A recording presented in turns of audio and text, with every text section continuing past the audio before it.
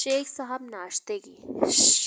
ناشتے کی میز پر اپنے مہمان کا انتظار کر رہے تھے۔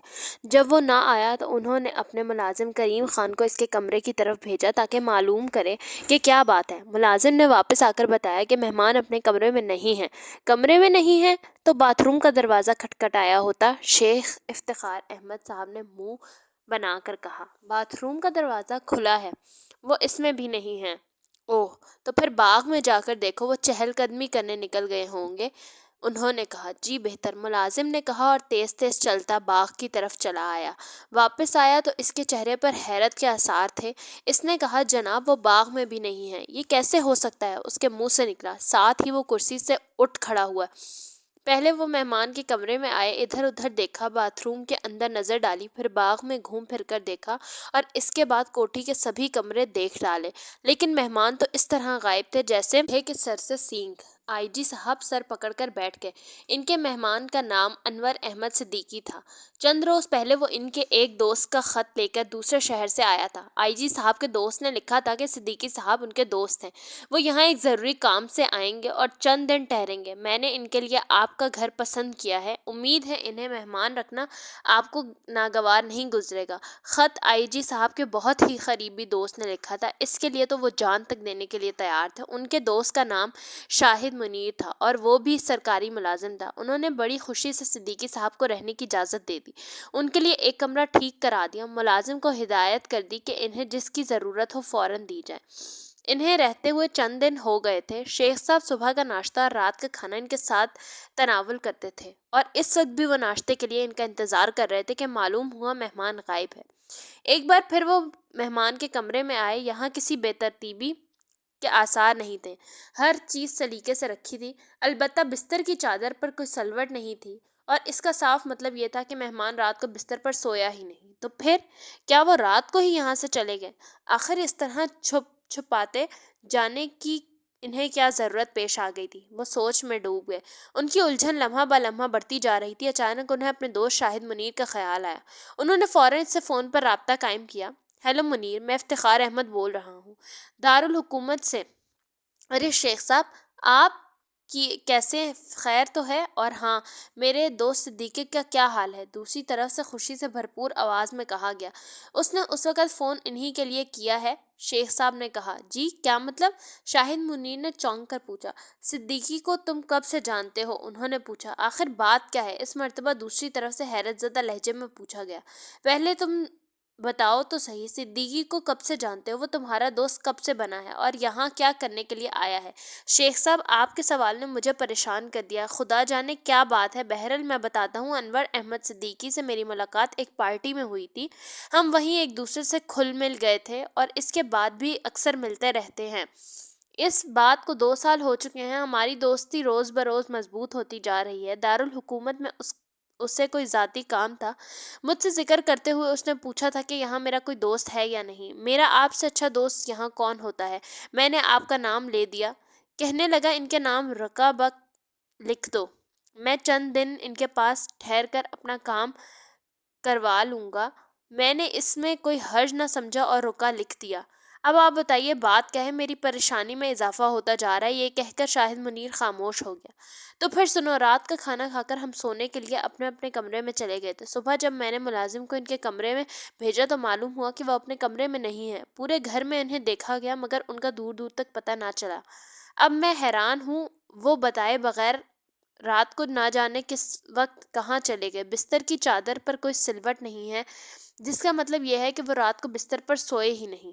اوہ، یہ آپ کیا کہہ رہے ہیں؟ میں نے بالکل ٹھیک کہا ہے۔ اس کا مطلب ہے تم بھی اس کے بارے میں کچھ نہیں جانتے۔ خیر، میں دیکھتا ہوں کہ اس سلسلے میں کیا کیا جا سکتا ہے۔ یہ کہہ کر انہوں نے سلسلہ منتقل کر دیا اور دوبارہ کسی کے نمبر ڈائل کرنے لگے۔ انسپکٹر جمشید ناشتے کی میز پر بیٹھے اخبار پڑھ رہے تھے۔ بیگم جمشید باورچی خانے میں مصروف تھیں۔ اتنے میں محمود، فاروق اور فرزانہ کسی بات پر جھگڑتے ہوئے ناشتے کی میز پر آ گئے۔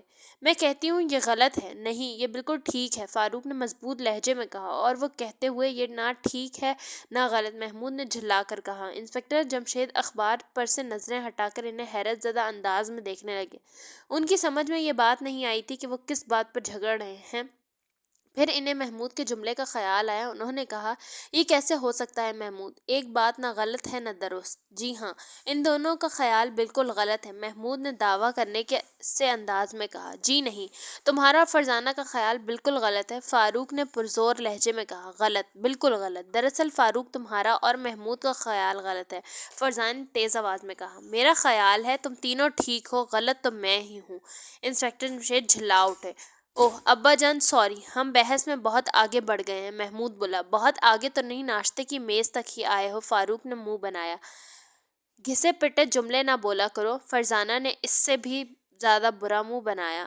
ہاں، بلکہ رگڑ رگڑ کر بولا کرو، محمود مسکرایا۔ بات کیا ہو رہی تھی اور تم جملوں پر آ گئے؟ میں پوچھتا ہوں، وہ کیا بات تھی جس پر تم دونوں جھگڑ رہے تھے؟ انسپکٹر جمشید الجھن میں مبتلا ہو گئے۔ دراصل ابا جان، میں کہہ رہا تھا کہ مرغی کے انڈے پر اگر ہاتھی بھی کھڑا ہو جائے تو وہ نہیں ٹوٹتا، فرزانہ کا خیال ہے یہ بات غلط ہے، جبکہ محمود کہتا ہے نہ یہ غلط ہے نہ ٹھیک۔ اگرچہ یہ ایک فضول سی بحث ہے، تاہم میں محمود سے یہ ضرور پوچھنا چاہوں گا کہ بیک وقت دو باتیں کس طرح ہو سکتی ہیں، یعنی نہ غلط نہ درست؟ انسپکٹر جمشید نے قدرے مسکرا کر کہا، وہ اس طرح ابا جان، دیسی مرغی کے انڈے تو شاید ہاتھی کا بوجھ سہ نہ سکیں، لیکن مجھے یقین ہے ولایتی مرغی کے انڈوں پر ہاتھی ہرگز ہرگز کھڑا نہیں ہو سکتا۔ محمود کی بات پر انسپکٹر جمشید کی ہنسی نکل گئی۔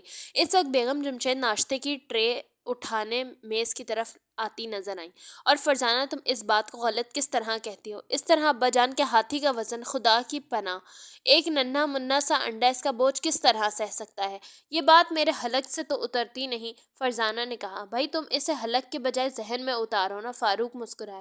محمود اور انسپکٹر جمشید کو ہنسی آ گئی۔ یہ صبح صبح کیا اتارا جا رہا ہے؟ بیگم جمشید منہ بنا کر بولی۔ ہاتھی حلق میں نہیں اتر رہا ہے، انسپکٹر جمشید مسکرایا۔ ہاتھی؟ لیکن وہ تو حرام ہوتا ہے، بیگم جمشید نے حیرت زدہ لہجے میں کہا، اور سب نے ایک زوردار کہکہ لگا دیا۔ اپنی باتیں آپ خود ہی جانیں، اگر آج صرف کہکوں سے ہی ناشتہ کرنے کا پروگرام ہے تو یہ ٹرے واپس لے جاؤں؟ ارے نہیں امی جان، کہکوں سے بھی کہیں پیٹ بھرا ہے۔ امی جان، کیا باورچی خانے میں کوئی کچا انڈا موجود ہے؟ فاروق نے پوچھا۔ کیوں؟ انہوں نے ایک دم پوچھا۔ اور وہ بھی دیسی مرغی کا؟ محمود بول اٹھا۔ آخر کیا کرنا ہے انڈے کا؟ بیگم جمشید نے پوچھا۔ توڑ کر دیکھیں گے، میں ہر روز ہی باورچی خانے میں توڑتی رہتی ہوں، دیکھ لیا کرو آ کر۔ بیگم جمشید نے منہ بنایا اور چائے بنانے لگی۔ بات یہ ہے امی جان، کہا جاتا ہے کہ انڈے پر ہاتھی بھی کھڑا ہو جائے تو وہ بھی نہیں ٹوٹتا۔ اس بارے میں فاروق کا خیال ہے کہ یہ بالکل ٹھیک بات ہے، فرزانہ کا خیال یہ ہے کہ ایسا نہیں ہو سکتا، ایک کمزور سا انڈا ہاتھی کا وزن نہیں اٹھا سکتا، جبکہ میرا خیال ہے کہ اگر انڈا دیسی مرغی کا ہو تو وہ ضرور ہاتھی کا وزن برداشت کر لے گا۔ تو پھر تم چاہتے کیا ہو؟ بیگم جمشید نے الجھ کر پوچھا۔ ہم یہ تجربہ کرنا چاہتے ہیں، فاروق نے جلدی سے کہا، لیکن تم انڈے پر کھڑے کرنے کے لیے ہاتھی کہاں سے لاؤ گے؟ بیگم جمشید کے منہ سے نکلا اور صحن میں کہکہ گونج اٹھا۔ عین اسی وقت بیگم شیرازی اندر داخل ہوئی، وہ انہیں کہکہ لگاتے دیکھ کر حیران کھڑی رہ گئیں۔ آخر اس نے کہا، اگر آپ لوگ اس طرح ہنستے رہے تو فون کرنے والا تنگ آ کر سلسلہ منقطع کر دے گا۔ وہ کس کا فون ہے آنٹی؟ محمود نے چونک کر کہا۔ نام تو انہوں نے بتایا نہیں، البتہ بھائی جان سے بات کرنا چاہتے ہیں۔ اوہ اچھا، میں دیکھتا ہوں۔ انسپکٹر جمشید اٹھ کر چلے گئے۔ بیگم شیرازی کو بیگم جمشید نے بیٹھنے پر مجبور کر دیا اور انہیں چائے کا کپ بنا کر دے دیا۔ وہ منٹ بھی نہیں گزرے تھے کہ انسپکٹر جمشید تیز قدم اٹھاتے اندر داخل ہوئے۔ انہوں نے جلدی جلدی کہا، آئی جی صاحب کا فون تھا، ان کے مہمان گھر سے غائب ہو گئے ہیں، میں وہاں جا رہا ہوں، تم ناشتہ کر کے اسکول چلے جانا۔ مہمان غائب ہو گیا؟ تینوں کے منہ سے ایک ساتھ نکلا۔ غسل خانے میں بات کچھ پلے نہیں پڑی۔ مہمان کے غائب ہونے کا بھلا کیا مطلب ہو سکتا ہے؟ محمود نے انسپکٹر جمشید کے جانے کے بعد کہا۔ مہمان کے غائب ہونے کا مطلب تو مہمان کا غائب ہونا ہی ہے، فاروق مسکرایا۔ مگر وہ کیوں غائب ہو گیا؟ محمود تڑ سے بولا۔ اور کہاں غائب ہو گیا؟ فرزان نے بھی اسی کے انداز میں کہا۔ ارے میں کیا جانوں، اس میں نے تھوڑی غائب کیا ہے، فاروق نے بکھلا کر کہا۔ آؤ بہن، ہم اندر بیٹھ کر باتیں کریں، ان کی تو شروع ہو گئی بحث، بیگم جمشید نے کہا۔ پھر اٹھتے ہوئے ان سے بولی، بحث میں اسکول کا وقت نہ نکال دینا۔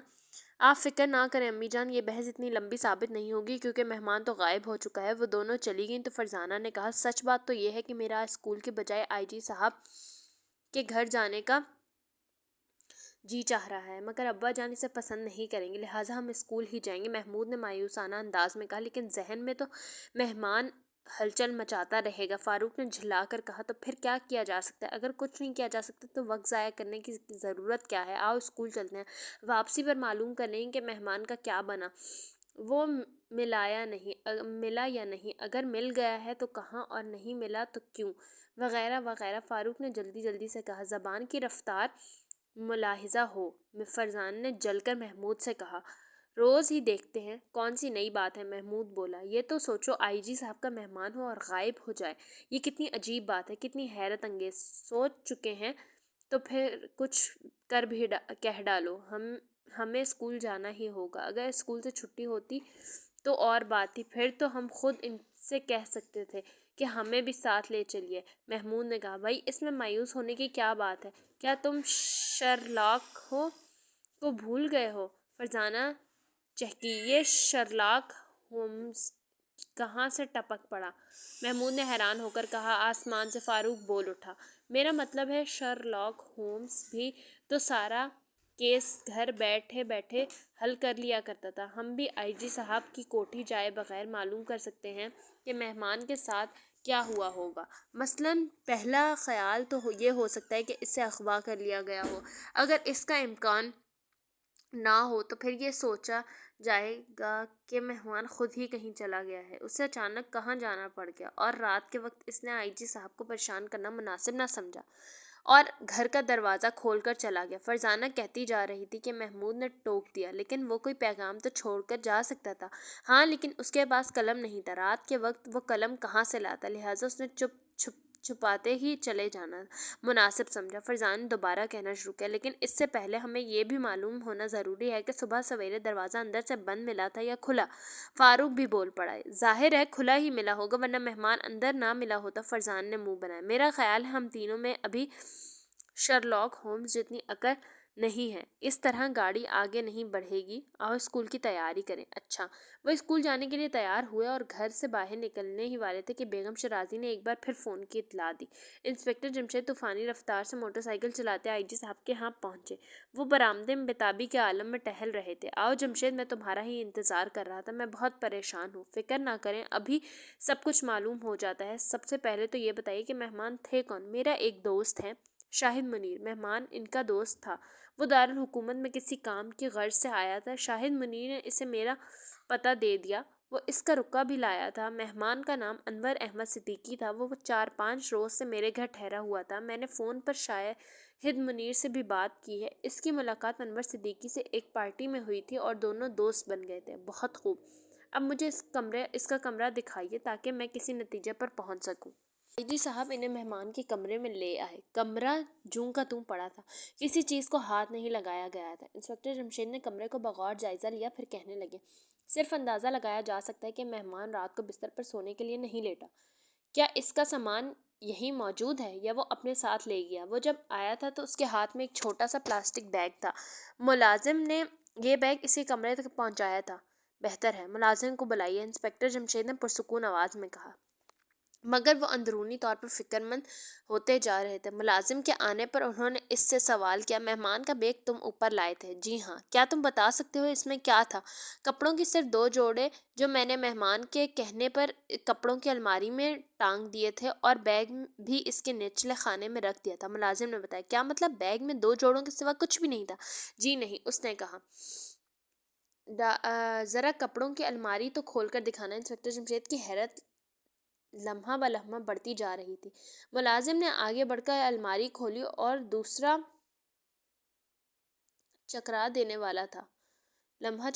والا تھا۔ الماری میں نچلے خانے میں بیگ جوں کا توں موجود تھا، اور مہمان کے 2 جوڑے الماری میں کھلے ہوئے تھے۔ اس کا مطلب ہے وہ اپنا بیگ اور کپڑے بھی نہیں لے کر گیا۔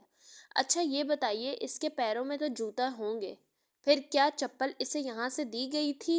کیونکہ بیگ میں تو اور کچھ بھی نہیں تھا۔ ہاں، وہ جب آیا تھا اس کے پیروں میں جوتے تھے، آئی جی صاحب بولے۔ بہت بہتر، اب دیکھنا یہ ہے کہ وہ جوتے پہن کر گیا ہے یا چپل۔ آخر اس بات سے تم کیا نتیجہ نکالو گے؟ آئی جی صاحب نے جھلا کر کہا۔ اگر وہ اپنے جوتے پہن کر گیا ہے تو اس کا مطلب یہ ہے کہ پورے سکون اور اطمینان سے گیا ہے، اور اگر چپل پہن کر چلا گیا ہے تو ضرور گھبراہٹ اور افراتفری میں گیا ہے، مگر نہیں۔ پہلے یہ بتائیے، کیا آپ نے اپنی تمام چیزوں کا جائزہ لے لیا؟ کیا مطلب؟ آئی جی صاحب چونکے۔ یہ بھی تو ہو سکتا ہے کہ وہ کوئی چیز یہاں سے لے اڑا ہو۔ مگر یہ کیسے ہو سکتا ہے؟ وہ میرے دوست کا دوست ہے، وہ ہکلائے۔ اس بات کو چھوڑیے اور جلد از جلد اپنی تمام قیمتی چیزوں اور کاغذات وغیرہ کو دیکھ لیجیے، اور اگر دفتر کی کوئی خفیہ فائل گھر میں موجود تھی تو اسے بھی دیکھ لیں۔ آئی جی صاحب بوکھلا اٹھے۔ اس پہلو پر تو انہوں نے غور ہی نہیں کیا تھا۔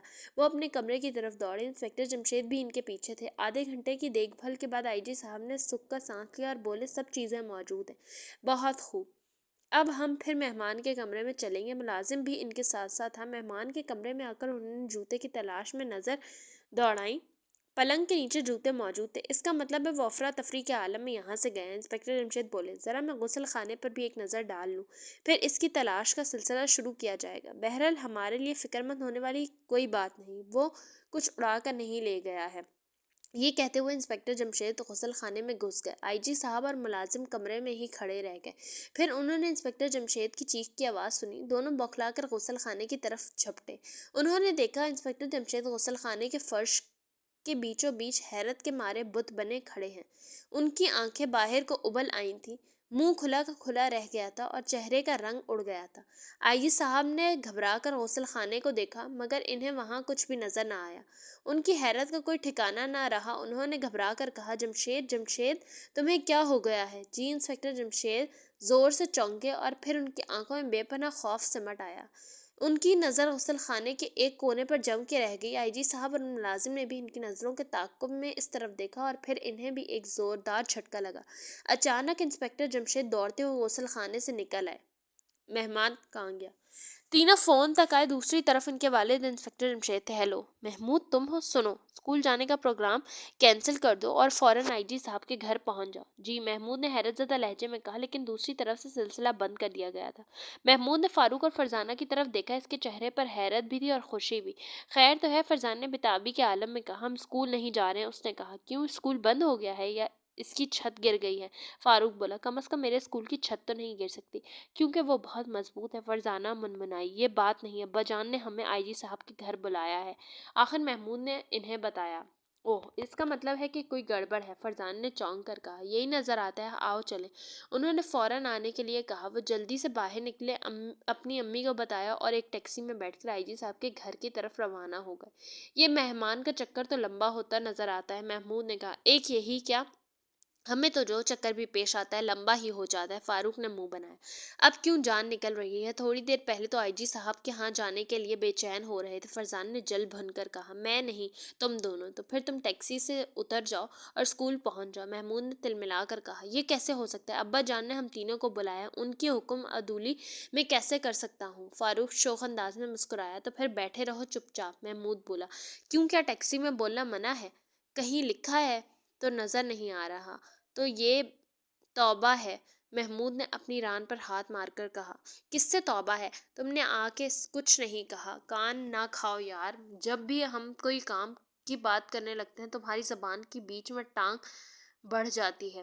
محمود کو غصہ آتا جا رہا تھا۔ لو، اب میری زبان کی ٹانگ بھی نکل آئی۔ یار محمود، کبھی تو سوچ سمجھ کر بات منہ سے نکالا کرو، یہ کام تو تم جو کرتے رہتے ہو، فرزانہ جھلا کر کہی۔ ارے ارے، ٹیکسی میں جھلنا بری بات ہوتی ہے، فاروق نے خوفزدہ لہجے میں کہا۔ لگ کیا مطلب؟ فرزانہ بوکھلا اٹھی۔ چھوڑو فرزانہ، کس کی باتوں میں آ رہی ہو؟ محمود نے کہا۔ فاروق کی، فاروق جھٹ بولا۔ اب ہم اس وقت تک کوئی بات نہیں کریں گے جب تک ٹیکسی سے نہ اتر جائیں، محمود نے فیصلہ کن لہجے میں کہا۔ میں سمجھ گیا، اس کا مطلب ہے اب میں اس وقت تک نہ بولوں جب تک۔ اس وقت ٹیکسی نے ایک موڑ کاٹا اور دوسرے ہی لمحے وہ آئی جی صاحب کی کوٹھی کے سامنے کھڑے تھے۔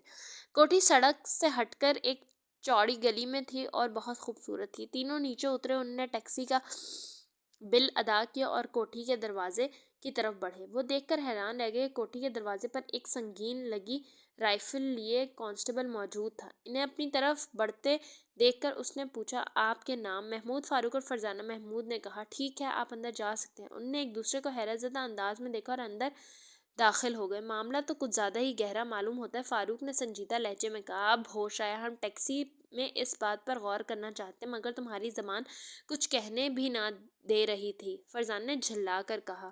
آئی ایم سوری، مجھے ہرگز یہ احساس نہیں تھا کہ معاملہ اس قدر سنجیدہ بھی ہو سکتا ہے۔ خیر کوئی بات نہیں، ابا جان پہنچنے سے پہلے سوچ لیتے ہیں۔ یہ کہتے وقت بھی فاروق مسکرائے بغیر نہ رہ سکا۔ جی ہاں ابا جان، ہم سے 2 میل تو ضرور ہوں گے نا، محمود بولا۔ اچھا بھائی معاف کر دو۔ وہ برآمدہ عبور کرتے ہوئے گھر کے صحن میں آ گئے۔ یہاں بھی ایک کانسٹیبل موجود تھا۔ اس نے انہیں بتایا کہ انسپکٹر جمشید اور باقی لوگ کس طرف میں۔ وہ تیزی سے اس طرف بڑھے، پھر وہ اس کمرے کے سامنے پہنچ گئے اور ٹھٹک کر رہ گئے۔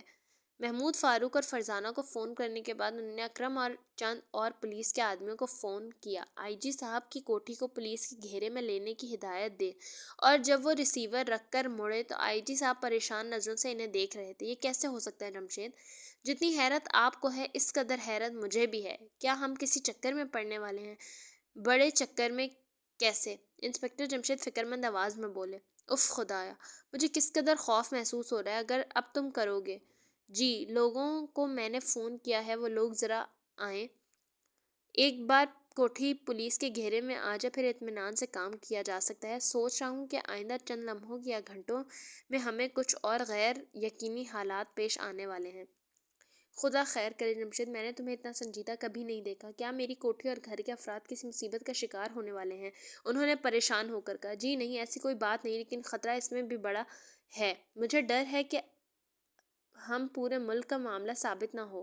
انسپکٹر جمشید کی آواز نیچی تھی۔ اوہ! آئی جی صاحب کی آنکھیں مار سے خوف کے چٹی کی پھٹی رہ گئی۔ جلد ہی اکرم اور پولیس کے کچھ دوسرے افسران چند کانسٹیبلوں کے ساتھ وہاں پہنچ گئے۔ کوٹھی کے دونوں دروازوں پر کانسٹیبل کھڑے کر دیے گئے تھے۔ اکرم کو چکر لگاتے رہنے کی ہدایت کی گئی۔ دوسرے آفیسر حیران تھے کہ یہ کیا ہو رہا ہے۔ آخر ایک افسر سے رہا نہ گیا۔ آخر معاملہ کیا ہے جناب؟ افسر نے یہ جملہ آئی جی صاحب سے پوچھا تھا۔ اس کا نام انور علی سیٹھی تھا اور پولیس کے محکمے میں سپرنٹینڈنٹ تھا۔ انسپکٹر جمشید ہی کچھ بتا سکیں گے، آئی جی صاحب بولے۔ انور علی سیٹھی اب ان کی طرف مڑے۔ انسپکٹر صاحب چلیے آپ ہی بتا دیں، اس نے جلے بھنے لہجے میں کہا۔ وہ انسپکٹر جمشید اور اس کی شہرت سے جلتا تھا۔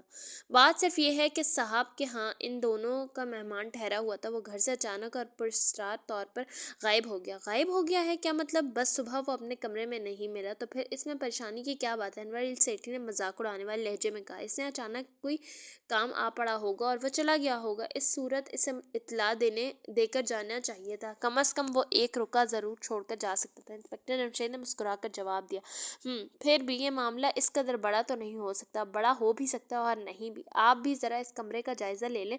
آپ کی معلومات کے لیے بتائی دیتا ہوں کہ مہمان پلنگ کا پلاسٹک کا ایک بیگ لے کر آیا تھا۔ اس میں صرف 2 جوڑے تھے، تیسرا وہ پہنے ہوئے تھا، اور یہ کہ وہ جوتے پہن کر آیا تھا۔ اب آپ کمرے کو غور سے دیکھ لیں تاکہ آپ بھی کسی نتیجے پر پہنچ سکیں۔ اس کے بعد ہم کوئی قدم اٹھائیں گے۔ اچھی بات ہے۔ انور علی سیٹھی اپنے اسسٹنٹ کو ساتھ لیا اور کمرے کی ایک ایک چیز کا جائزہ لینے لگا۔ اس نے الماری کھول کر مہمان کے کپڑے اور بیگ بھی دیکھا۔ چارپائی کے نیچے اس مہمان کے جوتے پر نظر ڈالی۔ اس کے بعد اس نے غسل خانے کا جائزہ لیا، لیکن یہاں بھی اس کوئی خاص بات نظر نہیں۔ اس نے واپس آتے ہوئے کہا، مجھے تو کوئی عجیب و غریب بات نظر نہیں آئی۔ یہ ایک عام سا واقعہ ہے۔ مہمان کو افراتفری کے عالم میں جانا پڑا، اس لیے وہ جوتا بھی نہیں پہن سکا اور چپل پہنے ہوئے ہی نکل گیا۔ شاید آپ کا ہی خیال درست ہو، لیکن شاید آپ نے غسل خانہ اچھی طرح نہیں دیکھا۔ میں خوب غور سے جائزہ لے چکا ہوں، انور علی سیٹھی کے منہ سے نکلا۔ اس وقت انسپکٹر جمشید نے محمود کی آواز سنی۔ ابا جان ہم آ گئے۔ انہوں نے چونک کر دیکھا، تینوں اندر داخل ہو رہے تھے۔ انہوں نے مسکرا کر کہا، بہت خوب، تمہیں یہ تو معلوم ہی ہے یہاں سے ایک مہمان غائب ہو گئے ہیں۔ اب سنو، وہ ایک پلاسٹک کا بیگ لے کر آئے تھے، اس میں صرف 2 جوڑے کپڑے تھے اور جوتے پہنے ہوئے تھے۔ اب ذرا جلدی سے کمرے کا جائزہ لے کر بتاؤ کہ مہمان کب اور کیسے گیا۔ جی بہت اچھا، محمود نے سعادت مند لہجے میں کہا، اور پھر کمرے کی ایک ایک چیز کو آگے بڑھ کر غور سے دیکھنے لگے۔ انور علی سیٹھی اور اس کا اسسٹنٹ انہیں پریشان نظروں سے دیکھ رہے تھے۔ وہ تینوں اب غسل خانے کی طرف جا رہے تھے، اور پھر جب وہ غسل خانے سے باہر نکلے تو مارے حیرت کے ان کا برا حال تھا۔ محمود نے کہا، ابا جان مہمان اس کمرے سے کہیں نہیں گئے۔ پروفیسر بھی غائب۔ محمود کا جملہ سن کر انور علی سیٹھی اس کا اسسٹنٹ ہنس پڑے۔ بھائی کتنا زبردست اندازہ لگایا ہے آپ کے بچوں نے، انور علی سیٹھی نے مذاق اڑانے والے لہجے میں کہا۔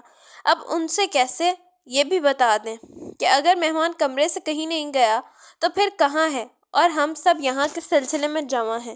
اس کے اسسٹنٹ نے کہا، ہم مہمان کی گمشدگی کے سلسلے میں ہی یہاں جمع ہوئے ہیں، لیکن کمرے کے زے کے بعد جو حقیقت سامنے آئی ہے وہ یہی ہے کہ مہمان کو اس کمرے سے باہر قدم رکھنے ہی نصیب نہیں ہوا۔ فاروق نے سنجیدہ لہجے میں کہا، یہ ایک بہت عجیب بات ہے۔ ہم جانتے ہیں کہ مہمان کمرے میں نہیں ہے، اس کے باوجود تم لوگ یہ کہنے پر اصرار کر رہے ہو کہ مہمان باہر نہیں گیا۔ انور علی سیٹھی نے کہا، جی ہاں، اور ہم اس بات کو ثابت کر سکتے ہیں۔ فرزانہ نے مسکرا کر کہا، جی جی بالکل، ہم بھی یہی چاہتے ہیں کہ کوئی اس بات کو ثابت کرے۔ تو پھر سنیے، مہمان کے بیگ میں سے جو 2 جوڑے نکالے تھے، دونوں جوڑے الماری میں موجود ہیں، ان کے جوتے بھی پلنگ کے نیچے موجود ہیں۔ اس کا مطلب یہ ہے کہ ایک جوڑا وہ پہنے ہوئے بھی تھے، لیکن وہ جوڑا اب غسل خانے میں موجود ہے، اور ہاں، فرش پر ایک چپل بھی پڑی ہے۔ تو پھر کیا مہمان بغیر چپل کے اور کپڑوں کے یہاں سے گئے ہیں؟ یہ کہہ کر محمود خاموش ہو گیا۔ انور علی سیٹھی اور دوسرے حیرت زدہ رہ گئے۔ اس وقت فرزانہ نے کہا، انکل ذرا اپنے ملازم کو تو بلائیے۔ آئی جی صاحب نے اسے عجیب سی نظروں سے دیکھا اور پھر ملازم کو بلانے کے لیے پلنگ کے پائے پر لگے گھنٹی کا بٹن دبا دیا۔ فوراً ہی ملزم اندر داخل ہوا۔ فرزانہ نے اسے کہا، صبح کا دروازہ بند ملا تھا یا کھلا؟ جی، دروازہ بند ملا تھا، ہر روز کی طرح آج بھی میں نے ہی کھولا تھا، اس نے کہا۔ محمود، فاروق اور فرزانہ کے چہروں پر مسکراہٹیں پھیل گئیں۔ اوہ، انور سیٹھی کے منہ سے نکلا، اور جب آپ کے مہمان کو بلانے آئے تو اس کمرے کا دروازہ بھی کھلا ہوا ملا ہوگا؟ فاروق نے سوال کیا۔ جی ہاں، یہ دروازہ بھی کھلا ہوا تھا اور غسل خانہ بھی اندر سے بند نہیں ملا تھا۔ جب میں نے دروازے کو دھکیلا تو کھلتا چلا گیا اور اندر کوئی بھی نہیں تھا۔ بہت خوب، اب آپ خود سوچئے کہ مہمان کہاں گیا؟ فرزانہ نے کہا۔ وہ سب خاموش رہ گئے۔ یہ ایک چکرا دینے والی صورتحال تھی۔ اسی وقت انسپکٹر جمشید نے صورتحال میں یہ کہہ کر اور بھی حیرت انگیزی میں اضافہ کیا، اور میں یہ بات پورے یقین سے کہہ سکتا ہوں کہ وہ غسل خانے میں نہانے کے لیے گئے تھے۔ انہیں معلوم تھا کہ وہاں کوئی نہیں آئے گا، اس لیے وہ غسل خانے کے دروازے کی چٹخنی لگانے کی ضرورت بھی نہیں سمجھی۔ انہوں نے کپڑے اتارے، چپل اتاری اور نہانے کے لیے نل کے نیچے آ گئے۔ بس، اس کے بعد ان کے ساتھ کیا ہوا یہ کسی کو بھی نہیں معلوم۔ گھر کا بیرونی دروازہ اندر سے بند ملا ہے اور گھر سے باہر نکلنے کا کوئی اور راستہ بھی نہیں ہے۔ اس صورت میں آخر مہمان کہاں چلا گیا؟ اس زمین کھا گئی یا آسمان نکل گیا؟ لیکن ابا جان، یہاں ایک اور سوال پیدا ہوتا ہے۔ فاروق نے چونک کر کہا، میں جانتا ہوں تم کیا کہنا چاہتے ہو۔ انسپکٹر جمشید نے مسکرا کر کہا، جی کیا مطلب؟ فاروق نے حیرت زدہ لہجے میں کہا، تم یہ کہنا چاہتے ہو کہ مہمان تو ساری رات بستر پر لیٹے ہی نہیں تھے، کیونکہ بستر پر کوئی سلوٹ نہیں ہے۔ اس صورت میں وہ ساری رات کیا کرتے رہے اور صبح سویرے نہانے کے لیے غسل خانے میں چلے گئے؟ تو اس کا جواب یہ ہے کہ رات گرمی بہت شدید تھی، مہمان کا نہانے کو جی چاہا، وہ غسل خانے میں گھس گئے، انہیں نہانے کے لیے کپڑے اتارے، اور پھر ان کے ساتھ نہ جانے کیا ہوا، بس وہ غائب ہو گئے۔ غائب ہو گئے؟ یہ کیسے ہو سکتا ہے؟ کیا آپ یہ کہنا چاہتے ہیں کہ وہ ہوا میں تحلیل ہو گئے؟ انور سیٹھی نے حیران ہو کر کہا، جی ہاں، اس کے سوا اور کچھ بھی نہیں ہوا، وہ ہوا میں تحلیل ہو گئے۔ انسپکٹر جمشید نے پر یقین لہجے میں کہا، اور وہ سب دھک سے رہ گئے۔ اب جوان سب نے پورے حالات پر غور کیا تو انہیں انسپکٹر جمشید کی بات ہی صحیح نظر آنے لگی، لیکن اس کے باوجود یہ سوچ سوچ کر پاگل ہوئے جا رہے تھے، یہ کیسے ہو سکتا ہے؟ ایک جیتا جاگتا انسان آخر گھر کے اندر سے کس طرح غائب ہو سکتا ہے؟ یہ ایک ایسا سوال تھا جس کا ان کے پاس کوئی جواب نہیں تھا۔ آخر انسپکٹر جمشید نے کافی سوچ بچار کے بعد کہا، ہمارے پاس اب صرف ایک ہی راستہ ہے، اور وہ یہ ہے کہ پروفیسر داؤد کو یہاں بلایا جائے۔ اب صرف وہی اس معاملے پر روشنی ڈال سکتے ہیں۔ ٹھیک ہے، انہیں بھی بلا لو، آئی جی صاحب نے فکرمند لہجے میں کہا۔ انسپکٹر جمشید فون والے کمرے میں آئے اور پروفیسر داؤد کا نمبر ڈائل کیا۔ دوسری طرف سے فوراً ہی کہا گیا، یہ پروفیسر داؤد کا گھر ہے اور وہ اس وقت نہا رہے ہیں۔ آپ کون ہیں؟ ہیں؟ تم اتنے سویرے یہاں کیسے پہنچ گئے؟ انسپکٹر جمشید نے خان رحمان کی آواز پہچان کر حیرت زدہ لہجے میں کہا، کار پر۔ رحمان فوراً بولے، لیکن کیا کرنے کے لیے؟ انسپکٹر جمشید بولے، ناشتہ کرنے کے لیے۔ خان رحمان چکے، کیوں، کیا بھابھی اور بچے نہیں ہیں؟ ہاں، وہ نانی کے ہاں گئے ہوئے ہیں۔ خان رحمان نے مردہ آواز میں کہا، تو کیا ہوا؟ ظہور تو ہے گھر میں، وہ بھی ناراض ہو کر چلا گیا ہے۔ خان رحمان بولے، ارے وہ کیوں؟ انسپکٹر جمشید کے منہ سے نکلا، بس ہانڈی جل گئی تھی، اس میں مرغ کا 2 سیر گوشت تھا، مجھے غصہ آ گیا، میں نے 1 گھنٹے کے لیے کان پکڑوا دیے، دوسری صبح وہ غائب ہو گیا۔ کیا کہا؟ غائب ہو گیا؟ انسپکٹر جمشید نے حیران ہو کر کہا، ہاں، بس وہ گھر سے کہیں چلا گیا۔ اوہ، کہیں ایسا تو نہیں کہ اس کی ہر چیز گھر میں موجود ہو اور صرف ظہور غائب ہو؟ کیوں، تم یہ کیوں کہہ رہے ہو؟ پہلے تم بتاؤ، اس کا سارا سامان گھر میں موجود ملا ہے یا نہیں؟ میں نے اس طرف توجہ نہیں دی، مگر تم یہ کیوں پوچھ رہے ہو؟ ایک بات تھی پھر بتاؤں گا، لیکن تم ناشتہ کرنے پروفیسر کے گھر کیوں گئے جبکہ میرا گھر نزدیک ہے؟ بھائی جن کے پاس کار ہو ان کے لیے دور اور نزدیک کی کیا ہی اہمیت۔ ویسے میں نے سوچا تھا کہ باری باری ناشتہ کروں گا، یعنی کل تمہاری باری ہے۔ ضرور ضرور، لیکن پہلے پروفیسر صاحب سے بات کرا دو، ان سے بہت ضروری کام ہے، یا پھر انہیں کہہ دو کہ فوراً آئی جی صاحب کی کوٹھی میں پہنچ جائے۔ کیوں، کیا کوئی خاص مسئلہ ہے؟ ہاں، بہت ہی خوفناک۔ اوہ، تب تو میں بھی ان کے ساتھ ہی آ رہا ہوں۔ آ جاؤ، کوئی حرج نہیں، شاید تم ہی کوئی کام کی بات بتا سکو۔ انسپکٹر جمشید فون کا ریسیور رکھ کر مڑے اور دوسرے کمرے میں آئے ہی تھے کہ اس وقت ملازم نے آ کر بتایا، آپ کا فون ہے، کوئی خان رحمان ہے فون پر۔ اوہ، انسپکٹر جمشید دھک سے رہ گئے، پھر وہ دوڑتے قدموں سے فون والے کمرے میں آئے۔ محمود فاروق اور فرزانہ بھی ان کے پیچھے لپکے۔ انسپکٹر جمشید نے ریسیور اٹھا کر ہیلو کہا تھا کہ خان رحمان کی گھبرائی ہوئی آواز سنائی دی۔ جمشید، وہ اندر نہیں ہے۔ کیا مطلب؟ کون اندر نہیں ہے؟ پروفیسر، میں نے انہیں کئی آوازیں دی مگر اندر سے کوئی جواب نہیں مل رہا ہے، نہ پانی گرنے کی آواز سنائی دے رہی ہے۔ اوہ، انسپکٹر جمشید کی سٹی گم ہو گئی، انہیں اپنے ہوش اڑتے محسوس ہوئے۔ میرا خدا، یہ سب کیا ہو رہا ہے؟ اچھا، میں وہیں آ رہا ہوں۔ محمود فاروق، فرزانہ، ہم سب پروفیسر صاحب کے ہاں چل رہے ہیں، وہ غائب ہو گئے ہیں۔ جی، وہ بھونج کے رہ گئے، اور پھر آئی جی صاحب اور دوسرے لوگ سب جیسے حیرت مارے پتھر کے بتوں میں تبدیل ہو کر رہ گئے۔ تھوڑی دیر بعد وہ پروفیسر صاحب کے گھر کا رخ کر رہے تھے اور اکرم بھی ان کے ساتھ تھا۔ کیا ہمارا شہر کسی خوفناک بیماری کا شکار ہونے والا ہے؟ اکرم نے خوفزدہ لہجے میں کہا۔ آدمیوں کے غائب ہونے کی بیماری؟ فاروق کے منہ سے نکلا۔ اگر پروفیسر داؤد بھی غائب ہو گئے تو بنے گا کیا؟ کون ہمیں بتائے گا کہ یہ کیسے ممکن ہے؟ محمود بولا، اگر یہ واقعہ کسی دیہات میں پیش آتا تو وہاں کے لوگ یہی خیال کرتے کہ غائب ہونے والا کوئی جن اٹھا کر لے گیا ہے، لیکن سائنس کے اس دور میں یہ بات حلق سے نہیں اترتی۔ شاید ابھی تک سائنس کی دنیا میں آدمی کے اس طرح غائب کرنے کے کوئی قابل بھی نہیں ہوئی۔ ہم نے یہ تو پڑھا ہے کہ انسان کو لہروں میں تبدیل کر کے دوسرے سیارے پر پہنچا دیا گیا ہے، لیکن اس کے لیے انسان کو مخصوص قسموں کی مشینوں میں کھڑا کرنا پڑتا ہے، جبکہ یہاں 2 آدمی غسل خانوں سے غائب ہو گئے ہیں۔ آخر یہ کیسے ہو سکتا ہے؟ فرزانہ نے اچھی خاصی تقریر کر ڈالی۔ بہت خوب فرزانہ، جہاں تک میرا خیال ہے یہ دونوں کیس کچھ اسی قسم کے ہیں۔ اب جو بات ہمارے سامنے آئی ہے وہ یہ ہے کہ وہ سائنسدان کتنا زبردست ہوگا جس نے پروفیسر داؤد کو غائب کر دیا ہے۔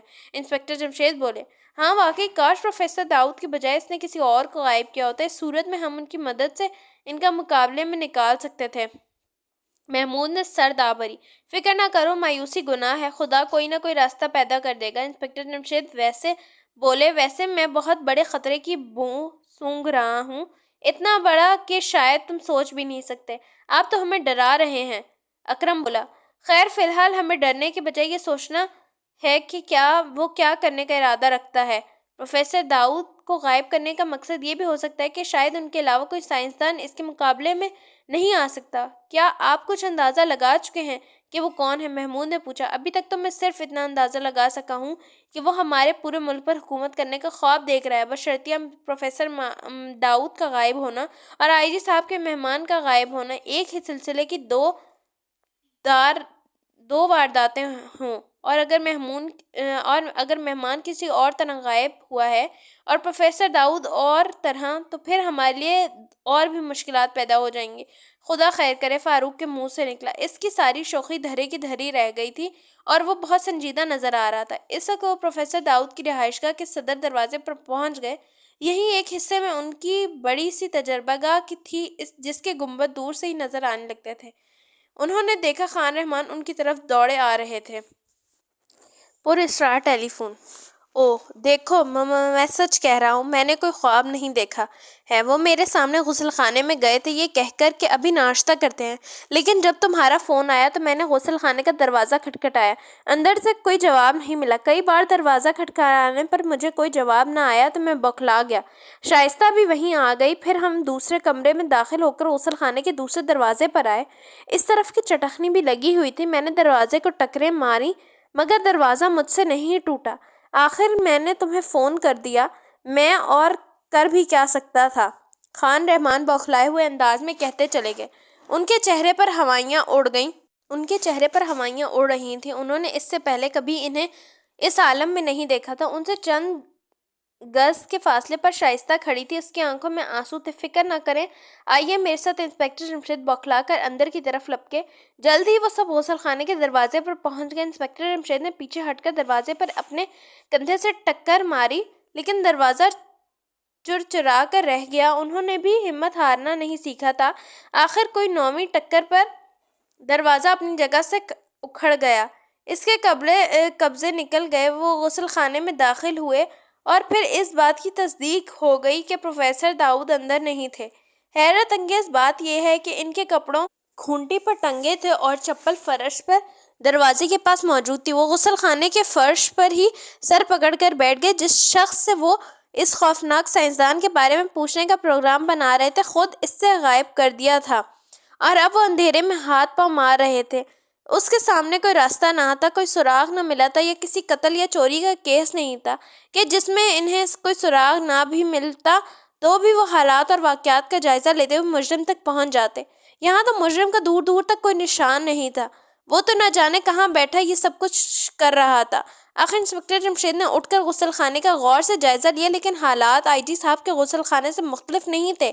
اس لیے انہوں نے شائستہ کو پیار کرتے اور دلاسا دیتے ہوئے کہا، تم کچھ غم نہ کرو بیٹی، جب تک میں تمہارے ابو کو واپس نہیں لا دوں گا چین سے نہیں بیٹھوں گا۔ وہ جہاں بھی ہیں میں وہاں ضرور پہنچوں گا۔ محمود، فاروق اور فرزانہ میرے ساتھ ہوں گے اور ہم یہ کام اسی وقت شروع کر رہے ہیں۔ انسپکٹر جمشید کی آواز جذبات کے بوجھ سے بھاری ہو گئی۔ ان کی آنکھوں میں پختہ عزم کی چمک لہر رہی تھی۔ اس سے خان رحمان بولے، پروفیسر، میرے بھی اتنے ہی دوست ہیں جتنے تمہارے، اس لیے میں بھی تمہارے ساتھ چلوں گا۔ ٹھیک ہے خان رحمان، مجھے کوئی اعتراض نہیں، لیکن میں یہ بات واضح کر دوں کہ یہ مہم بہت خطرناک اور خوفناک ثابت ہوگی، اتنی کہ آج تک کبھی ہمیں واسطہ نہیں پڑا ہوگا۔ کوئی غم نہیں، میں بھی اپنے بیوی بچوں کی نانی کے گھر فون کر دیتا ہوں تاکہ وہ بھی کچھ دن وہیں رہ لیں۔ خان رحمان کے بعد انسپکٹر جمشید نے بھی گھر فون کیا۔ پھر انہوں نے آئی جی صاحب کے نمبر ملا اور تمام حالات انہیں بتائے۔ وہ سن کر دھک رہ گئے۔ اوف اللہ، یہ سب کیا ہو رہا ہے؟ حالات چکرا دینے والے ہیں جناب، کچھ سمجھ میں نہیں آ رہا ہے۔ پھر اب تمہارا کیا پروگرام ہے؟ جب تک پروفیسر اور آپ کے مہمان کو تلاش نہیں کر لوں گا اس وقت تک چین سے نہیں بیٹھوں گا۔ ذرا اپنے دوست کا پتہ لکھوا دیجیے۔ کیوں؟ اس کے پتے کی کیا ضرورت پڑ گئی؟ آئی جی صاحب چونکے۔ میں اس وقت اس سے ملنے جا رہا ہوں تاکہ مہمان کے بارے میں پوری تفصیل سے معلوم ہو سکے۔ اچھی بات ہے، پتہ نوٹ کر لو۔ پتہ نوٹ کرنے کے بعد وہ اس وقت خان رحمان کی کار میں دوسرے شہر کے لیے روانہ ہو گیا۔ مرمر آباد ایک چھوٹا سا پہاڑی شہر تھا اور دارالحکومت سے صرف 20 میل کے فاصلے پر تھا۔ اس کے پہاڑوں کا رنگ سفیدی مائل تھا، اس لیے ان کا نام مرمر آباد پڑ گیا تھا۔ وہ جس وقت شہر میں داخل ہوئے سورج ان کے سر پر پہنچ چکا تھا اور گرمی عروج پر تھی۔ شاہد منیر کا گھر تلاش کرنے میں انہیں کچھ دیر نہ لگی۔ انسپکٹر جمشید نے بے-تابی کے عالم میں گھنٹی کے بٹن پر انگلی رکھ دی۔ اندر گھنٹی بجی اور جلد ہی دروازہ کھلا۔ دروازہ کھولنے والی ایک نوجوان عورت تھی۔ اس نے انہیں حیرت زدہ نظروں سے دیکھا۔ اس کی نظروں میں سوال تھا، یہ شاہد منیر کا ہی گھر ہے نا؟ جی ہاں۔ کیوں، کیا بات ہے؟ ہم ان سے ملنے آئے ہیں۔ کیا آپ ان کے دوست ہیں؟ عورت نے پوچھا۔ جی نہیں، البتہ ہم ان کے دوست آئی جی صاحب کی طرف سے آئے ہیں۔ اوہ، اندر تشریف لے آئیے۔ وہ اندر داخل ہوئے۔ یہ ایک بہت طویل و عریض کوٹھی تھی۔ شاید شاہد منیر بہت دولت مند تھا۔ ایک لمبے چوڑے برآمدے سے گزرتے ہوئے وہ ایک ڈرائنگ روم تک آئے۔ عورت انہیں اندر بٹھا کر چلی گئی۔ حیرت ہے، فرزانہ کے منہ سے نکلا۔ تمہیں کس بات پر حیرت ہے؟ محمود نے کہا۔ اتنی بڑی کوٹھی میں ملازم کوئی نہیں۔ یہ عورت تو شاید شاہد منیر صاحب کی بیوی ہیں۔ تمہارا خیال ٹھیک لگتا ہے، لیکن ہو سکتا ہے ملازم آج چھٹی پر ہوں۔ انسپکٹر جمشید بولے۔ لیکن میرا خیال ہے کہ شاہد منیر ملازم رکھتے ہی نہیں، محمود نے کہا۔ یہ کیسے ہو سکتا ہے؟ اتنی بڑی کوٹھی کا انتظام ملازموں کے بغیر کیسے چل سکتا ہے؟ فرزانہ بولی۔ آخر ہم ملازموں کو پیچھے کیوں پڑ گئے ہیں؟ ہمیں تو شاہد منیر صاحب سے صرف اور صرف انور احمد صدیقی کے بارے میں معلوم کرنا ہے، فاروق نے جھلا کر کہا۔ ہاں، بات تو یہ بھی ٹھیک ہے۔ اس وقت دوڑے قدموں کی آواز سنائی دی۔ وہ چونک اٹھے۔ بھلا کسی کو ڈرائنگ روم کی طرف بھاگتے ہوئے آنے کی کیا ضرورت ہو سکتی ہے؟ اگلے ہی لمحے وہ عورت ہامتی ہوئی اندر داخل ہوئی۔ اس کا سانس تیزی سے چل رہا تھا، آنکھیں باہر کو ابل آئی تھیں جن میں بے پناہ خوف سمٹ آیا تھا۔ کیا بات ہے محترمہ، خیر تو؟ انسپکٹر جمشید بوکھلا کر اٹھ کھڑے ہوئے۔ وہ شاہد منیر صاحب، عورت ہکلا کر رہ گئی۔ ہاں ہاں، کیا ہوا ہے انہیں؟ وہ اپنے بستر پر مردہ پڑے ہیں، عورت نے بامشکل کہا اور سسکیاں لینے لگی۔ اس کی آنکھوں سے آنسو بہنے لگے۔ مردہ پڑے ہیں، آپ کو کیسے معلوم ہوا؟ انسپکٹر جمشید بولے۔ ان کا جسم میں سمجھتی تھی وہ سو رہے ہیں، گرمیوں کے دنوں پر وہ عام طور پر سونے کے عادی ہیں۔ میں نے انہیں جگانے کے لیے آوازیں دی، جب نہ جاگے تو انہیں ہلانے کے لیے کندھے کو ہاتھ لگائے۔ اف خدا!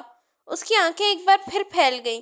جلدی بتائیے نا، آپ نے ان کے کندھے کو ہاتھ لگایا تو پھر کیا ہوا؟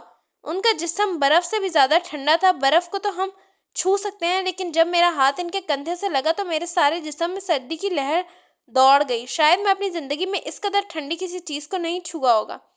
اوہ، آئیے ہم دیکھتے ہیں۔ پھر وہ دوڑتے ہوئے شاہد منیر کے کمرے میں داخل ہوئے۔ وہ بستر پر بالکل چت لیٹا تھا۔ انہوں نے دیکھا وہ ادھیڑ عمر کا آدمی تھا۔ اس کے سر کے بال آدھی سفید اور آدھے کالے تھے۔ آنکھیں کھلی تھی جو چھوٹی چھوٹی اور نیلے رنگ کی تھی۔ رنگ سفید تھا۔ انسپکٹر جمشید نے آگے بڑھ کر اس کے جسم کو ہاتھ لگایا اور پھر گھبرا کر ہٹا لیا۔ عورت کا بیان بالکل درست تھا۔ محمود فاروق اور فرزانہ خان رحمان نے بھی ہاتھ لگا کر دیکھا۔ ان کا بھی وہی حال ہوا۔ ان سب کی حیرت لمحہ بلمحہ بڑھتی ہی جا رہی تھی۔ کیا ابھی تھوڑی دیر پہلے یہ بالکل ٹھیک تھے؟ جی ہاں، ہم دونوں نے مل کر کھانا کھایا تھا، پھر یہ لیٹنے کے لیے یہاں چلے آئے تھے۔ تو آپ ان کی بیوی ہیں؟ انہوں نے پوچھا۔ جی ہاں۔ کیا آپ کے گھر میں کوئی ملازم نہیں ہے؟ جی صرف ایک ہے، وہ چند دنوں سے بیمار ہے۔ تو کیا اتنی بڑی کوٹھی میں آپ تینوں ہی رہتے ہیں؟ صرف ہم دونوں، ملازم بھی رات کے وقت یہاں نہیں رہتا، صبح آتا ہے اور شام کو چلا جاتا ہے، اس نے بتایا۔ اوہ، کیا شاہد منیر صاحب کے اور رشتہ دار ہیں؟ جی ہیں، کیوں نہیں، مگر یہ بہت تنہائی پسند واقع ہوئے ہیں۔ اچھا خیر، آپ سب تو پہلے ڈاکٹر کو بلائیے تاکہ وہ بتا سکے کہ یہ کون سا مرض ہے جس میں جسم برف سے بھی زیادہ سرد ہو گیا ہے۔ ہو سکتا ہے یہ ابھی زندہ ہو، کیونکہ ہم ان کی نبض نہیں دیکھ سکے۔ جلدی کیجیے۔ وہ دوڑتی ہوئی فون کی طرف گئی۔ فون اسی کمرے میں تپائی پر رکھا ہوا تھا۔ اس نے ڈاکٹر کے نمبر ڈائل کیا، باقی کھڑے اس طرف دیکھتے رہے۔ ہیلو ڈاکٹر جی، کیا فرمایا آپ نے؟ ایک بار پھر عورت کی آنکھیں مارے حیرت کے پھیل گئیں، اور اس مرتبہ وہی نہیں، انسپکٹر جمشید اور ان کے ساتھی بھی حیرت زدہ رہ گئے، کیونکہ عورت نے صرف ڈاکٹر کو فون کیا تھا اور ہیلو ڈاکٹر کہا تھا۔ پھر بھلا اس کی آنکھیں حیرت سے کیوں پھیلی تھیں؟ یہ کچھ کم حیرت انگیز بات نہ تھی۔ دوسری طرف عورت کا رنگ اڑتا جا رہا تھا۔ آخر اس نے ریسیور سے منہ ہٹا کر اس کی طرف حیرت بھری نظروں سے دیکھا اور بولی، کیا آپ میں سے کوئی انسپکٹر جمشید بھی ہیں؟ اور انہیں ایک زوردار جھٹکا لگا۔ دھواں بن گیا۔ محمود فاروق اور فرزانہ انسپکٹر جمشید کی زندگی میں نہ جانے کتنے حیرت انگیز ترین لمحات آئے تھے، لیکن یہ عجیب لمحہ تھا۔ ایک اجنبی شہر میں وہ ایک شخص سے ملنے آئے تھے جس کا جسم برف سے بھی زیادہ سرد ملا تھا، اور انسپکٹر جمشید نے گھر کے ایک فرد کو ڈاکٹر کو فون کرنے کے لیے کہا تو اس نے ڈاکٹر کے نمبر ملائے، پھر فون کرنے والا حیرت زدہ رہ گیا۔ اس نے ان کی طرف پریشان ہو کر دیکھا تھا اور اس کے بعد پوچھا تھا، کیا آپ میں سے کوئی انسپکٹر جمشید بھی ہے؟ چند لمحے تک وہ پتھر کے بتوں کی طرح کھڑے رہ گئے۔ آخر انسپکٹر جمشید نے بوکھلا کر کہا، ہاں کیوں، کیا بات ہے؟ میرا نام انسپکٹر جمشید ہے، مگر اس نے تو ڈاکٹر کو فون کیا تھا۔ بے شک میں نے ڈاکٹر کو فون کیا تھا۔ ڈاکٹر شیفرڈ ہمارے بہت پرانے خاندانی ڈاکٹر ہیں۔ انہوں نے دوسری طرف سے ہیلو بھی کہا تھا، لیکن پھر فون میں ایک تیسری آواز سنائی دی۔ اس نے کہا، محترمہ، آپ کے پاس اس وقت انسپکٹر جمشید موجود ہیں، ریسیور انہیں دے دیں۔ یہ کہہ کر بیگم شاہد منیر خاموش ہو گئی۔ اوہ، اور کیا ڈاکٹر شیفرڈ کی آواز اب سنائی نہیں دے رہی؟ جی نہیں۔ بیگم شاہد منیر کے منہ پر ہوائیاں اڑ رہی تھیں۔ اچھی بات ہے، لائیے ریسیور مجھے دیں، انہوں نے ہاتھ آگے بڑھاتے ہوئے کہا۔ پھر ریسیور کان سے لگاتے ہوئے بولے، ہیلو، میں انسپکٹر جمشید ہوں، آپ کون ہیں؟ جس کی وجہ سے تم پریشان ہو؟ دوسری طرف سے ایک عجیب سی آواز سنائی دی۔ انہیں یوں لگا جیسے بہت سی لکھیوں کی بھنبھناہٹ نے آواز کی شکل اختیار کر لی ہو۔ کیا مطلب؟ انسپکٹر جمشید چونکے۔ آج شام ٹھیک 7 بجے ٹی وی دیکھنا نہ بھولنا، پھر تم سب کچھ سمجھ جاؤ گے۔ آخر تم کون ہو اور ان باتوں سے تمہارا مطلب کیا ہے؟ انسپکٹر جمشید تیز آواز میں بولے۔ ادب سے انسپکٹر جمشید صاحب، ادب سے، میں تمہیں بہت پسند کرتا ہوں۔ اگر کسی دوسرے نے اس لہجے میں بات کی ہوتی تو فون پر کھڑے کا کھڑا ہی ختم ہو جاتا اور اس کا جسم برف سے بھی ٹھنڈا ہو جاتا۔ کیا کہا؟ انسپکٹر جمشید چلائے۔ ان کی آنکھوں میں حیرت کا ایک سمندر موجیں مارنے لگا۔ ہاں، جتنا کہا ہے اس پر عمل کرو۔ 7 بجے اگر تم نے ٹی وی نہ دیکھا تو بھی اس کی کہانی بچے بچے کی زبان پر ہوگی۔ تم ٹیلی فون پر اثر انداز کس طرح ہوئے ہو؟ میں ہر چیز اثر انداز کر سکتا ہوں۔ اب تم سب اس لاش پر نظریں جما دو اور دیکھو کہ کیا ہوتا ہے۔ اس کے ساتھ ہی کلک کی آواز آئی جیسے کسی نے ریسیور رکھا ہو. ساتھ ہی کوئی ہیلو ہیلو کرنے لگا. ہیلو، کون صاحب بول رہے ہیں؟ انسپکٹر جمشید نے کہا. میں ڈاکٹر شیفرڈ ہوں، مجھے فون کیا گیا تھا. لیکن پھر کوئی درمیان میں بولنے لگا. نہ جانے کون تھا اور کیا کہہ رہا تھا. آپ کون ہیں؟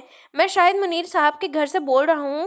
انہیں نہ جانے کیا ہو گیا، ان کا جسم برف سے بھی زیادہ سرد ہو گیا ہے. آپ فوراً آئیے. اچھی بات ہے، میں آ رہا ہوں. شکریہ جناب. انسپکٹر جمشید ریسیور رکھ کر مڑے. اس وقت خان رحمان کی کپکپاتی آواز سنائی دی. او خدایا جمشید، دیکھو دیکھو، وہ جل رہا ہے. وہ چونک اٹھے. انہوں نے شاہد منیر کی طرف دیکھا. اس کے جسم کے اوپر اب دھواں سا پھیل گیا تھا اور وہ دھندلا دھندلا نظر آ رہا تھا. ارے یہ دھواں کہاں سے آ گیا؟ محمود کے منہ سے مارے حیرت کے نکلا. اس وقت فرزان نے آگے بڑھنے کی کوشش کی. خبردار کوئی دھوئیں کے قریب نہ جائے. وہ سب آنکھیں پھاڑ دھوئیں میں لپٹی اس لاش کو دیکھتے رہے. پھر نہ جانے کتنے سیکنڈ گزر گئے. اب دھواں اتنا گہرا ہو گیا تھا کہ لاش اس میں بالکل چھپ کے رہ گئی تھی. اور پھر تو پلنگ بھی اس کی نظروں سے اوجھل ہو گیا. یا خدا، کیا ہم سب کوئی خواب دیکھ رہے ہیں؟ بیگم شاہد منیر کا چہرہ سفید پڑ گیا. یہ خواب نہیں ہے، لیکن شاید ابھی ہم ایک اور حیرت انگیز منظر دیکھیں گے. انسپکٹر جمشید کے منہ سے نکلا. خدایا، یہ ہم کس چکر میں پھنس گئے ہیں؟ فاروق نے زبان ہلائی. آج وہ بھی ہم سب چوکڑیاں بھول گیا تھا. اچانک دھواں چھٹنے لگا. آہستہ آہستہ انہیں پلنگ نظر آنے لگا. پھر جوں ہی دھواں کچھ اور ہلکا ہوا، ان کی سٹی گم ہو گئی. انہوں نے اس قسم کا منظر اپنی پوری زندگی میں نہیں دیکھا تھا. پلنگ پر اب کوئی لاش موجود نہیں تھی. البتہ لاش کے جسم پر جو کپڑے تھے وہ ضرور موجود تھے، اور وہ اسی حالت میں پڑے تھے جس میں لاش موجود تھی. اس حیرت انگیز منظر نے انہیں دنیا و مافیا سے بے خبر کر دیا تھا. وہ پتھرائی ہوئی آنکھوں سے خالی پلنگ کو دیکھ رہے تھے. انسپکٹر جمشید، محمود، فاروق اور فرزانہ اور خان رحمان تو یہ تک بھول گئے تھے کہ وہ یہاں کیوں آئے تھے. انہیں اس وقت کسی چیز کا ہوش نہیں رہ گیا تھا. وہ سب تو اس وقت چونکے جب ایک آواز ان کے کانوں سے ٹکرائی. کہاں ہیں شاہد منیر صاحب؟ وہ چونکہ کمرے کے دروازے کی طرف مڑے. وہاں ایک ادھیڑ عمر کا خوبصورت آدمی کھڑا تھا. اس کی نیلی آنکھوں پر اینک تھی. اس کا رنگ بالکل سرخ تھا. سر پر ٹوپی تھی. نقش و نگار سے ایسا معلوم ہو رہا تھا کہ وہ انگریز ہے، حالانکہ انگریز نہیں تھا. اس کے چہرے پر حیرت کے آثار صاف دیکھے جا سکتے تھے.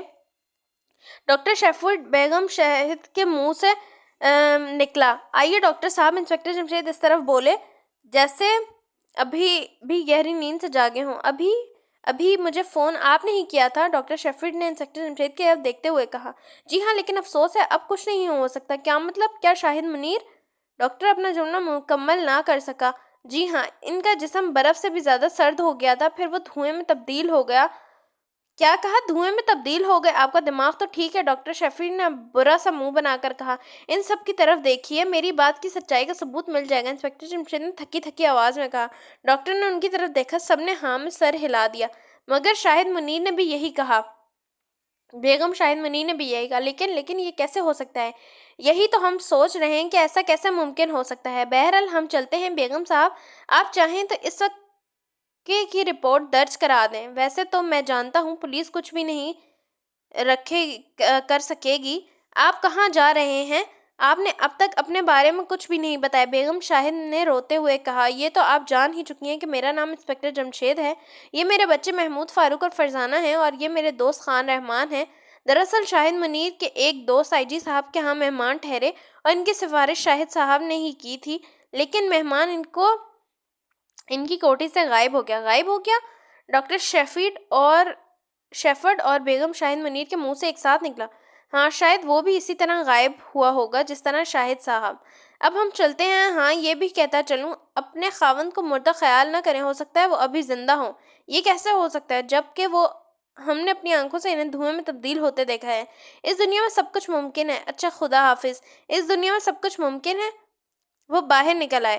کار میں بیٹھے ہوئے انسپکٹر جمشید بولے. پروفیسر داؤد اس کیس میں ہمارے سب سے زیادہ کام آ سکتے تھے، لیکن وہ خود غائب ہو چکے ہیں. اس لیے اب ہم کسی اور سائنسدان کے پاس جائیں گے. ہو سکتا ہے وہ ہماری کچھ مدد کر سکیں. اور ان کا نام کیا ہے؟ فرزان نے پوچھا. انہیں پروفیسر ذاکر کہتے ہیں اور وہ پروفیسر داؤد کے دوست بھی ہیں. بہت خوب.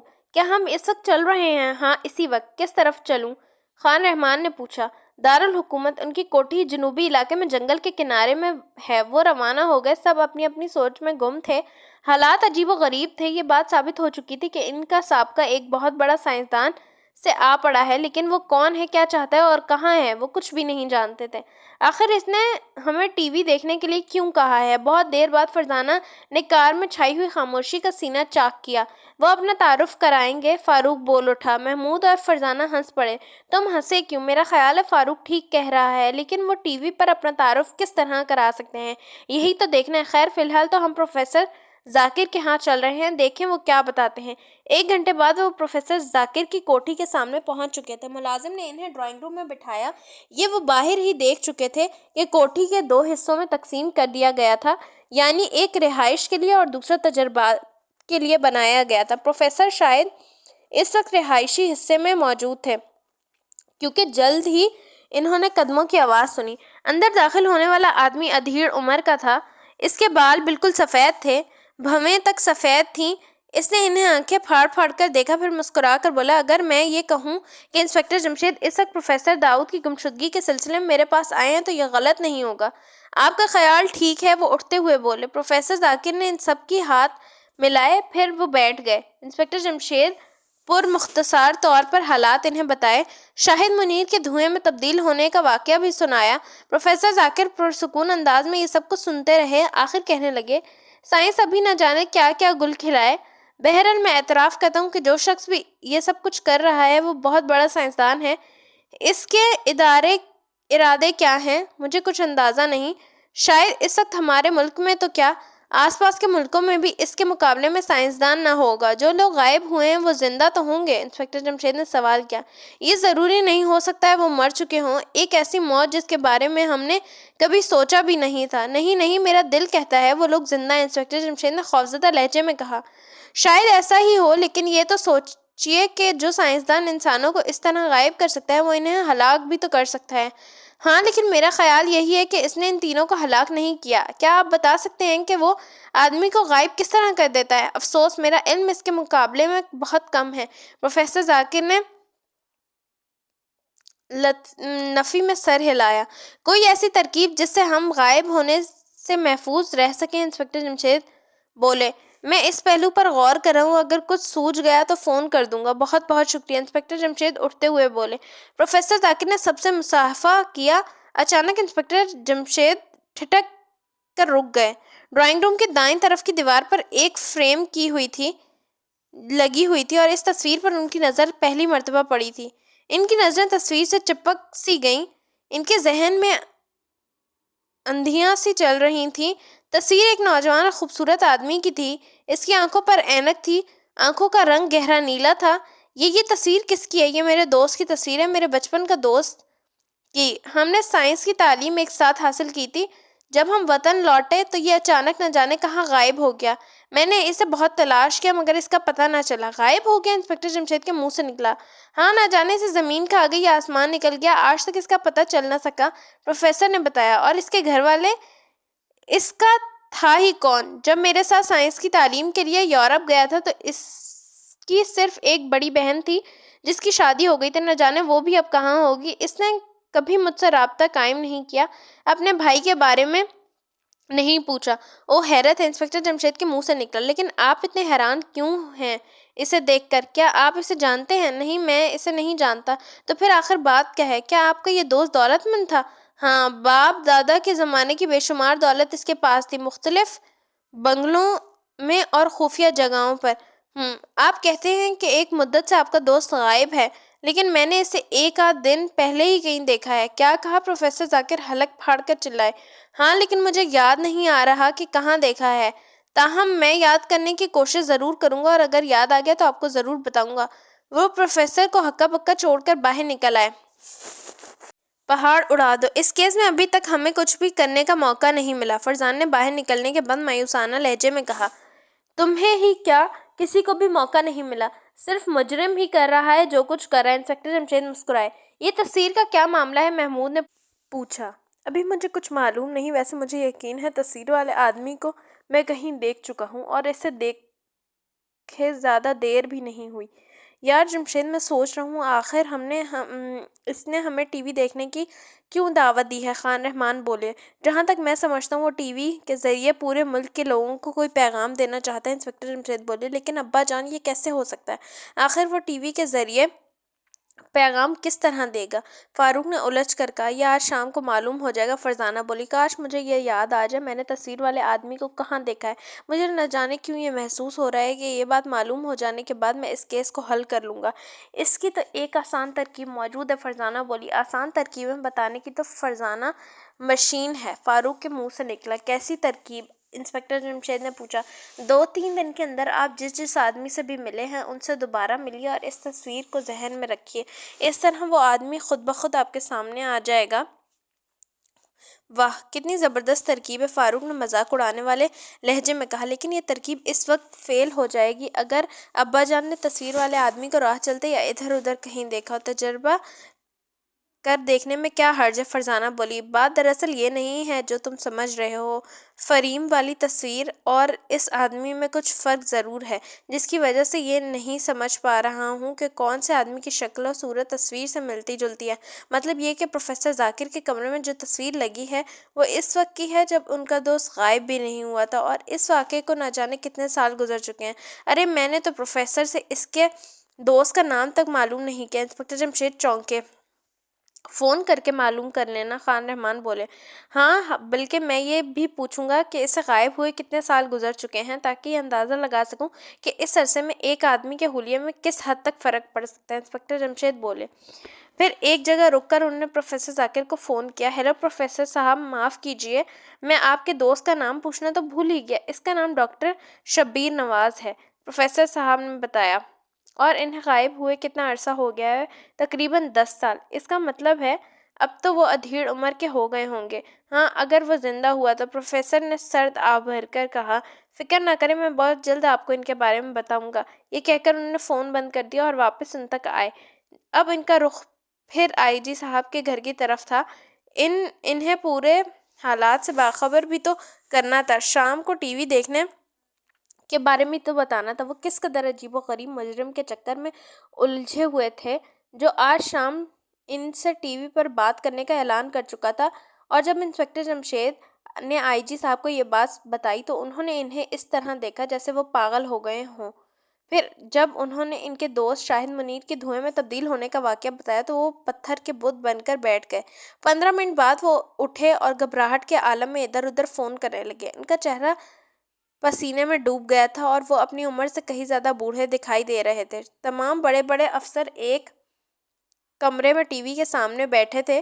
ٹی وی پر معمول کے مطابق پروگرام پیش کیے جا رہے تھے، اور پھر بالکل ٹھیک 7 بجے ٹیلی ویژن کی اسکرین پر ایک دھماکہ سا ہوا۔ چلتا ہوا پروگرام ایک دم غائب ہو گیا اور اسکرین پر ایک تصویر نمودار ہوئی۔ یہ تصویر ایک ادھیڑ عمر کے آدمی کی تھی۔ اس کی آنکھوں پر اینک تھی، آنکھیں نیلی تھی اور چہرے پر ایک چھوٹی سی داڑھی تھی۔ سر کے تمام بال سفید تھے، کھوپڑی اندر انڈے کے چھلکے کی طرح تھی، مونچھیں گھنی تھیں جنہوں نے اوپر کے ہونٹ کو چھپا لیا تھا۔ وہ سب دم بخود ہو کر رہ گئے، اسے دیکھ رہے تھے۔ انہوں نے اس کے لب ہلتے دیکھے۔ آج میں اپنی قوم سے مخاطب ہوں۔ آپ سب کو یہ جان کر خوشی ہوگی کہ اب اس ملک کا حکمران میں ہوں۔ اس ملک پر میری حکومت ہے، کوئی میرے حکم کے خلاف نہیں چل سکتا۔ جو لوگ میرا حکم مانیں گے نفع میں رہیں گے، اور تمام محکموں کو میں خود کنٹرول کروں گا۔ میری ہدایت مل جایا کرے گی اور یہ ہدایت جب بھی ضرورت سمجھو گے دے دیا کروں گا۔ تم تمام لوگ پرسکون رہ کر اپنا کام کریں۔ آج سے اس ملک کے صدر اور وزیر اعظم کی کوئی حیثیت نہیں رہی۔ اب اس ملک میں ان کا حکم نہیں چلے گا۔ میں انہیں صدارت اور وزارت کے عہدوں پر اتارتا ہوں۔ انہیں چاہیے وہ پہنے اپنے گھروں میں خاموشی سے بیٹھ جائیں۔ باقی لوگ اپنی اپنی جگہوں پر کام کرتے رہیں۔ ان کی تنخواہ بڑھا دی جائے گی، ملک کی پیداوار میں بے تحاشا اضافہ کر دیا جائے گا، اور صرف چند مہینوں میں ملک اس حد تک خوشحال ہو جائے گا کہ پچھلے 50 سال میں نہ ہوا ہوگا۔ میری قوم کے لوگوں، تم یہ اعلان حیران ہو کر سن ہی رہے ہوگے۔ ابھی پولیس والے میری تلاش میں نکل کھڑے ہوں گے۔ اب میں کچھ اپنے بارے میں بھی بتا دوں۔ میں ایک بہت بڑا طاقتور ہوں۔ میں نے اس ملک پر حکومت کرنے کا خواب بہت مدت پہلے دیکھا تھا، اور اس وقت سے میں یہ سوچتا رہا ہوں کہ کس طرح اس ملک پر حکومت کر سکتا ہوں۔ آخر میں اپنے مقصد میں کامیاب ہو گیا ہوں۔ مجھے تلاش کرنے کی بھی ضرورت نہیں۔ میں مرماباد میں موجود ہوں۔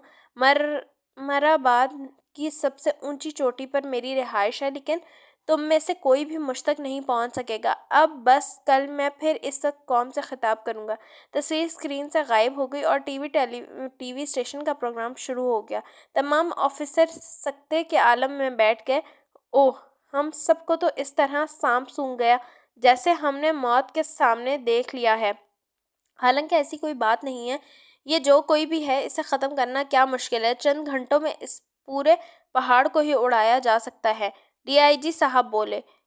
عین اسی وقت فون کی گھنٹی چیخ اٹھی۔ آپریٹر نے بتایا کہ آئی جی صاحب کا فون ہے۔ وزیر اعظم صاحب ان سے بات کرنا چاہتے ہیں۔ آئی جی صاحب گھبرا کر اٹھے اور فون تک پہنچے۔ یہ سب کیا بکواس ہے؟ اس شخص کو اس کی پہاڑی سمیت نیست و نابود کر دیا جائے گا۔ اس کا ساتھ ہی فون بند ہو گیا۔ خوفناک جنگ حال میں موجود سب لوگ اچھل کر کھڑے ہو گئے۔ انہیں اپنے وزیر اعظم کا حکم مل گیا تھا۔ وہ سب اس وقت مرمر آباد پہنچ جانا چاہتے تھے۔ اپنے ڈپارٹمنٹ کی پوری طاقت کے ساتھ آواز سنائی نہ دے رہی تھی۔ وہ سب چیخ رہے تھے، چلا رہے تھے۔ اس وقت ایک آدمی ایسا بھی تھا جو ان سب کو روکنے کر بیٹھنے اور غور کرنے کی دعوت دے رہا تھا، اور وہ انسپکٹر جمشید تھے۔ لیکن ان کی کسی نے نہ سنی۔ دیکھتے ہی دیکھتے ہال میں ان کے اور خان رحمان، محمود فاروق اور فرزانہ کے علاوہ کوئی بھی نہ رہ گیا۔ آپ ان سے کیا کہنا چاہتے؟ محمود نے بےتاب ہو کر کہا۔ میں انہیں یہ بتانا چاہتا کہ مرمر آباد پر اندھا دھند حملہ کرنا بے سود ہوگا۔ جو سائنسدان اس طرح ٹی وی کی اسکرین پر آ سکتا ہے، آدمیوں کو دھوئیں میں تبدیل کر کے غائب کر سکتا ہے، اس نے اور کسی وجہ کو تو اپنا پتہ نہیں بتا دیا ہوگا۔ یہ بات وہ بھی جانتا ہے ہوگا۔ اسے ختم کرنے کی ہر ممکن کوشش کی جائے گی۔ تو کیا اس نے اپنی حفاظت کا کوئی بندوبست نہ کیا ہوگا؟ یہ کہہ کر انسپکٹر جمشید خاموش ہو گئے۔ آپ ٹھیک کہتے ہیں، فاروق بولا۔ تو پھر اب کیا ہوگا؟ خان رحمان نے بےتابی کے عالم میں بولے۔ یہ لوگ ناکام ہو جائیں گے اور اسی وقت انہیں یہ احساس ہوگا کہ ہم کس قدر طاقتور آدمی سے دو چار ہیں۔ کیا تم مرمر آباد نہیں جاؤ گے؟ خان رحمان کے لہجے میں حیرت تھی۔ وہاں جا کر کیا کریں گے؟ وہاں جانا ٹھیک نہیں، انسپکٹر جمشید بولے۔ کیوں؟ فرزان نے حیرت زدہ ہو کر کہا۔ کیا تم لوگ وہاں جانا چاہتے ہو؟ ہاں ابا جان، ہم دیکھنا چاہتے ہیں کہ وہاں کیا ہوتا ہے۔ تو سنو، ہم وہاں کل چلیں گے، انسپکٹر جمشید نے پراسرار لہجے میں کہا۔ جی کیا مطلب؟ تینوں کے منہ سے ایک ساتھ نکلا۔ کل وہاں مرمر آباد کی پہاڑیوں کے آس پاس کوئی نہیں ہوگا۔ اس وقت ہم اطمینان سے جائزہ لے سکیں گے، لیکن ہم یہ دیکھنا چاہتے ہیں کہ آج ہم وہاں کیا ہوتا ہے۔ اس کی تفصیل کل کے اخبار میں پڑھ لینا۔ بہت اچھا، جیسے آپ کی مرضی۔ ویسے میرا خیال ہے مرمر آباد میں فوج بھی پہنچ چکی ہوگی، فاروق بولا۔ ہاں، ہماری حکومت نے ہی سوچا ہوگا کہ مرمر آباد میں کوئی فوج ان کا مقابلہ کرنے کے لیے تیار ہوگی، حالانکہ ایسا نہیں ہے۔ اس وقت ان لوگوں کو حیرت کا عالم واقعی عجیب ہوگا جب وہاں ان کے مقابلے پر کوئی بھی نہ آئے گا۔ اس کے باوجود ان کے الفاظ درمیان میں رہ گئے۔ اس وقت فون کی گھنٹی بجی تھی۔ وہ اٹھ کر فون کی طرف چل پڑے اور خان رحمان نے تینوں سے کہا، بھائی سچ تو یہ ہے کہ میرا دل مرمر آباد جانے کا بہت چاہ رہا ہے۔ اگر تمہارے ابا جان نہیں جاتے تو نہ جائیں، میں ضرور جاؤں گا۔ کیا تم تینوں میرے ساتھ جانا پسند کرو گے؟ ہم ابا جان کی اجازت کے بغیر کیسے جا سکتے ہیں؟ اجازت کی پرواہ نہ کرو، میں لے دوں گا۔ تو پھر ٹھیک ہے۔ وہ انسپکٹر جمشید کی طرف متوجہ ہو گئے۔ وہ فون میں کسی کی بات سن رہے تھے۔ پھر انہوں نے کہا، لیکن میں اسے مناسب نہیں سمجھتا۔ پھر وہ دوسری طرف سے کسی جانے والی بات سنتے رہے۔ آخر ریسیور رکھ کر واپس آئے۔ ان کی پیشانی پر سلوٹیں تھیں، جیسے فون سن کر پریشان ہو گئے ہوں۔ کیا بات ہے جمشید؟ آئی جی صاحب کا فون تھا۔ انہیں کہیں راستے میں خیال آیا کہ میں تو ان کے ساتھ ہوں ہی نہیں۔ وہ وجہ پوچھ رہے تھے۔ میں نے کہہ دیا کہ میں اسے مناسب نہیں سمجھتا، لیکن وہ نہیں مانے۔ انہوں نے حکم دیا کہ میں فوراً مرمر آباد پہنچ جاؤں۔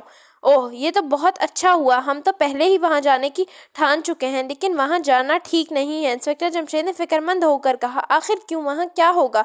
آؤ، اب جانا تو پڑے گا، خود ہی دیکھنا اپنی آنکھوں سے، انہوں نے اٹھتے ہوئے کہا۔ تھوڑی دیر بعد ان کی کار بھی مرمر آباد کی طرف جا رہی تھی۔ مرمر آباد کی پہاڑیوں پر بہت عجیب منظر آج پیش آ رہا تھا۔ یہاں اتنے آدمی کبھی دیکھنے میں نہ آئے ہوں گے۔ سینکڑوں فوجی سپاہی مورچے سنبھال چکے تھے۔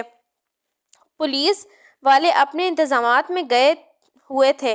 ہر محکمے کے بڑے بڑے افسر یہاں الگ موجود تھے تاکہ جو بھی صورتحال پیش آئے اس سے نپٹا جا سکے۔ مرمر آباد کی سب سے اونچی چوٹی پر ایک عجیب و غریب سی عمارت نظر آ رہی تھی۔ یوں لگتا تھا جیسے پہاڑیوں کو تراش کر اسے تیار کیا گیا ہو۔ اس عمارت میں جا بجا روشن دان تھے۔ ان میں سے ہر روشن دان میں ایک آدمی کا چہرہ نظر آ رہا تھا اور بندوق کی قسم کے ہتھیار کی نالی جھانک رہی تھی۔ عمارت کے اوپر شیشے کا ایک گنبد بنا ہوا تھا جس کا رنگ دھوئیں کا سا تھا۔ اس گنبد کے عین درمیان میں سے ایک لوہے یا کسی اور دھات کا پائپ سا اور اوپر اٹھتا چلا گیا تھا۔ اس پائپ کے سرے پر ایک جھنڈا لہرا رہا تھا۔ جھنڈے پر اس شخص کی تصویر تھی جو ٹی وی پر لوگوں سے مخاطب ہو چکا تھا۔ اچانک فوج کے ایک افسر کی لاؤڈ اسپیکر پر آواز گونجی اور پہاڑوں سے ٹکرانے لگی۔ مسٹر سائنسدان، تم جو کوئی بھی ہو، خود کو قانون کے حوالے کرو۔ تم ضرور کوئی پاگل ہو۔ ہم تمہارا علاج پاگل خانے میں کرائیں گے۔ اگر 5 منٹ کے اندر اندر تم عمارت سے باہر نہ آئے تو پہاڑ کی اس چوٹی کو جس پر عمارت بنی ہوئی ہے اڑا دیا جائے گا۔ اس غرض کے لیے ہم ملکی تو ہیں اپنے ساتھ لائے ہیں۔ یہاں تک کہ افسر خاموش ہو گیا۔ دوسری طرف مکمل خاموشی طاری رہی۔ کوئی جواب نہ دیا گیا۔ افسر نے اپنے سے بڑے افسر کی طرف سوالیہ انداز میں دیکھا۔ آخر اس نے گولہ باری کرنے کا حکم دے دیا۔ توپوں کے منہ سے گولے دھائیں دھائیں کی آواز سے نکلے اور تیر کی طرح عمارت کی طرف گئے۔ لیکن دوسرا لمحہ چونکا دینے والا تھا۔ گولے عمارت تک پہنچے ہی نہیں تھے کہ دیپ کے ذروں میں تبدیل ہو چکے تھے۔ پہلی بار فوجی افسروں کی پیشانیوں پر فکر کی لہریں نمودار ہوئیں۔ اب عام فائرنگ کا حکم دیا گیا، مگر اس سے بھی کچھ نہ بنا۔ گولیاں رستے میں ہی گر گئیں۔ اب تو سب کے ہاتھ پیر پھول گئے۔ پہاڑی کے اوپر عمارات تک پہنچنے کی کوشش کی جائے۔ پولیس کے اعلیٰ افسر نے یہ دیکھ کر نیا حکم جاری کیا۔ چشم زدن میں سینکڑوں پولیس والے پہاڑیوں پر چڑھنے لگے۔ ان میں سے ہر ایک مسلح تھا۔ انہیں کسی نے نہ روکا، اوپر سے کوئی فائر بھی نہ کیا گیا۔ ان کی حیرت بڑھتی جا رہی تھی کہ ان روشن دانوں میں موجود دشمن کے آدمی ان پر فائرنگ کیوں نہیں کر رہے، جبکہ وہ برابر عمارت کی طرف بڑھتے جا رہے ہیں۔ سب کی نظریں اوپر چڑھنے والوں پر جمی تھیں۔ اگرچہ یہ حکم صرف پولیس کے نوجوانوں کو دیا گیا تھا، لیکن جوش میں ان کے ساتھ فوجی بھی شامل ہو گئے تھے۔ اور پھر سب سے اوپر جانے والا آدمی رک گیا۔ اس کے چہرے پر بلا کی حیرت جھلکنے لگی۔ اس کے سامنے کوئی چیز آ گئی تھی، دیوار کی قسم کی چیز، لیکن وہ دیوار انہیں نظر نہیں آ رہی تھی۔ اس نے غور کیا، وہ دیوار ایک ایسے شیشے کی بنی ہوئی تھی جو بہت مشکل سے نظر آ سکتا تھا، اور ساتھ ہی اسے یہ بات معلوم ہوئی کہ وہ پوری چوٹی اس دیوار کے گھیرے میں تھی۔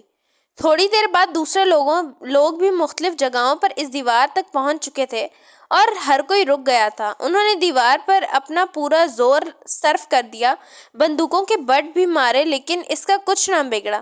نیچے کھڑے ہوئے افسر اور دوسرے لوگ حیران تھے کہ وہ کیا کر رہے ہیں، ہوا میں بندوق کے بٹ کیوں چلا رہے ہیں۔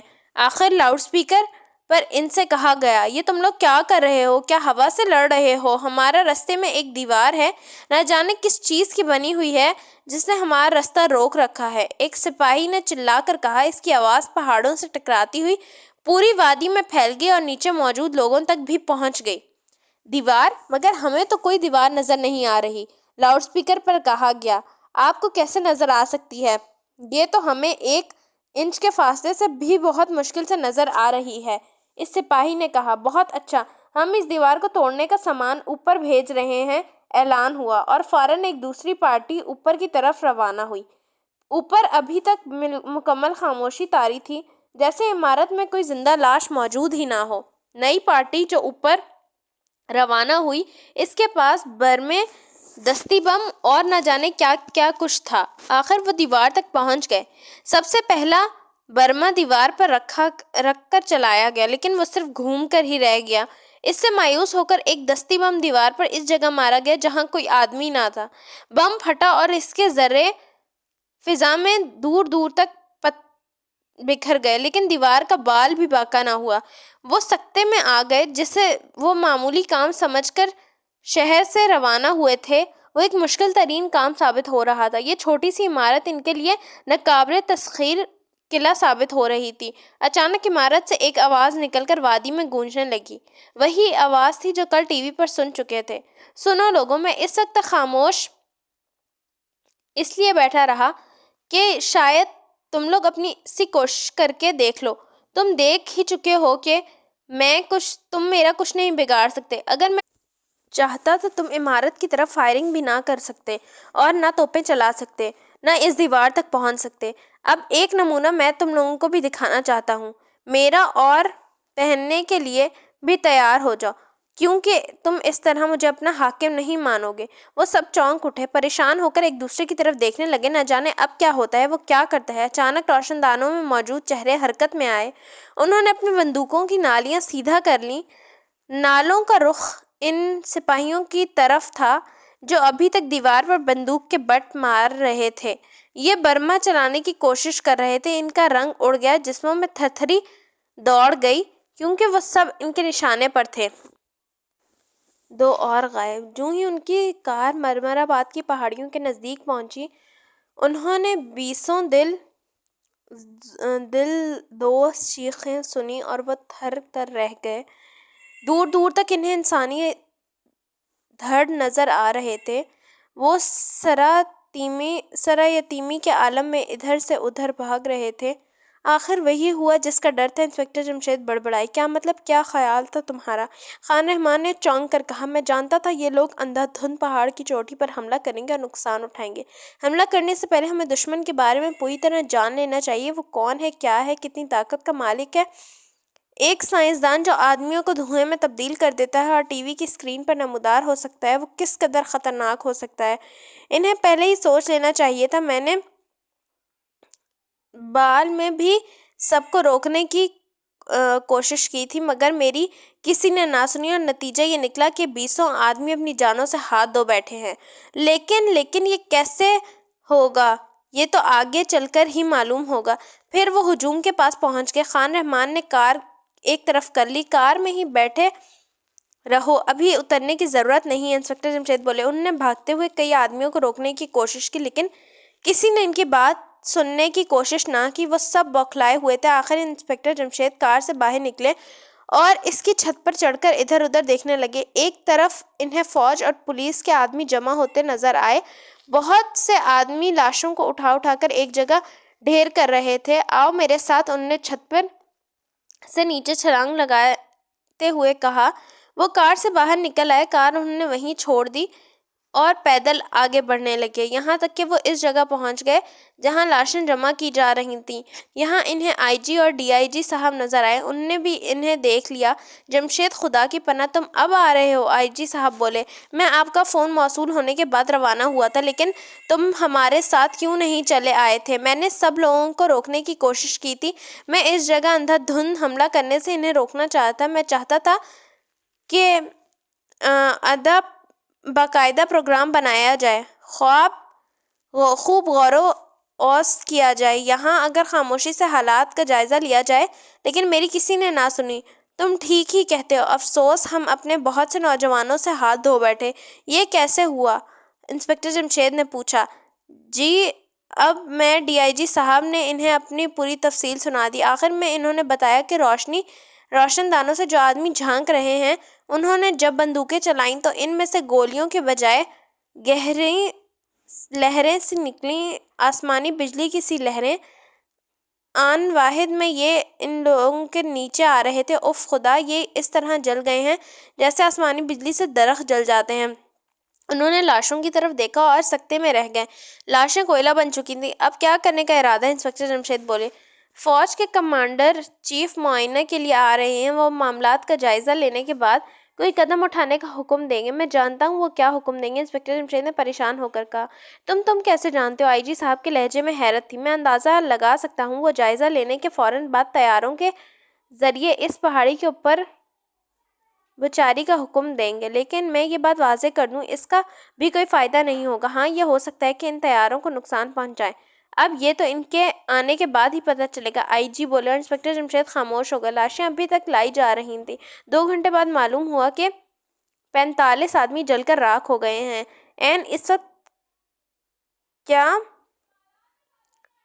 کمانڈر چیف کے آنے کی خبر ملی۔ تھوڑی دیر بعد آئی جی صاحب اور ڈی آئی جی صاحب حیرت میں ڈوبے ہوئے انسپکٹر جمشید کی طرف دیکھ رہے تھے، کیونکہ کمانڈر صاحب نے فوراً ہی طیاروں کے ذریعے بمباری کا حکم دے دیا تھا اور اب فضا میں دور سے طیارے آتے دکھائی دے رہے تھے۔ باقی لوگوں کو دور ہٹ جانے کی ہدایت دے دی گئی تھی اور سب لوگ ادھر ادھر پناہ لے رہے تھے۔ انسپکٹر جمشید بھی انہیں لے کر کار میں آ بیٹھے اور کار بیک ہونے لگ گئے۔ دیکھتے ہی دیکھتے 3 طیارے زبردست گھس گرج کے ساتھ ان کے سروں پر سے گزر گئے۔ پھر انہوں نے ایک ساتھ حوصلہ لگایا اور 3 بم گراتے ہوئے آگے نکل گئے۔ بم تیر کی طرح عمارت کی طرف آئے، لیکن پھر انہوں نے ایک حیرت انگیز ترین منظر دیکھا۔ تینوں بم جھنڈے والے پائپ کے گرد چکر لگا رہے تھے۔ پھر وہ 3 مختلف سمتوں میں گرے اور چٹانیں زبردست دھماکے سے پھٹیں۔ چٹانوں کے ہزاروں ٹکڑے مختلف حصوں میں تقسیم ہو گئے اور بھالوں کی طرح اچھلے، اور سینکڑوں چیخیں فضا کو ہلا گئیں۔ جو لوگ ابھی تک پناہ نہیں لے پائے تھے، ان میں سے بہت سے لوگ نوکیلے پتھروں کا شکار ہو گئے۔ اب نہ جانے کتنے آدمی بری طرح تڑپ رہے تھے اور وہ سب بے بسی سے انہیں تڑپتے دیکھ رہے تھے۔ ان کے رنگ سفید پڑ گئے، ہر تدبیر ناکام ثابت ہو گئی۔ اب پہاڑی پر حملہ اور ہونے کی بجائے ان لوگوں کو لاشوں کی پڑی ہوئی تھی۔ طیاروں کو فوراً ہدایت دے دی گئی تھی کہ مزید بمباری نہ کریں، ورنہ اڑتے ہوئے واپس آئے اور پھر بم گرائے بغیر چلے گئے۔ کمانڈر چیف نے آخر اعلان کیا کہ شام 7 بجے DIG پروگرام سننے کے بعد میٹنگ ہوگی اور اس میٹنگ میں ہر محکمے کے افسر شامل ہوں گے۔ ٹھیک 7 بجے ٹی وی پر سے پروگرام کی تصویر پر غائب ہو گئی اور سائنسدان کی تصویر آ گئی۔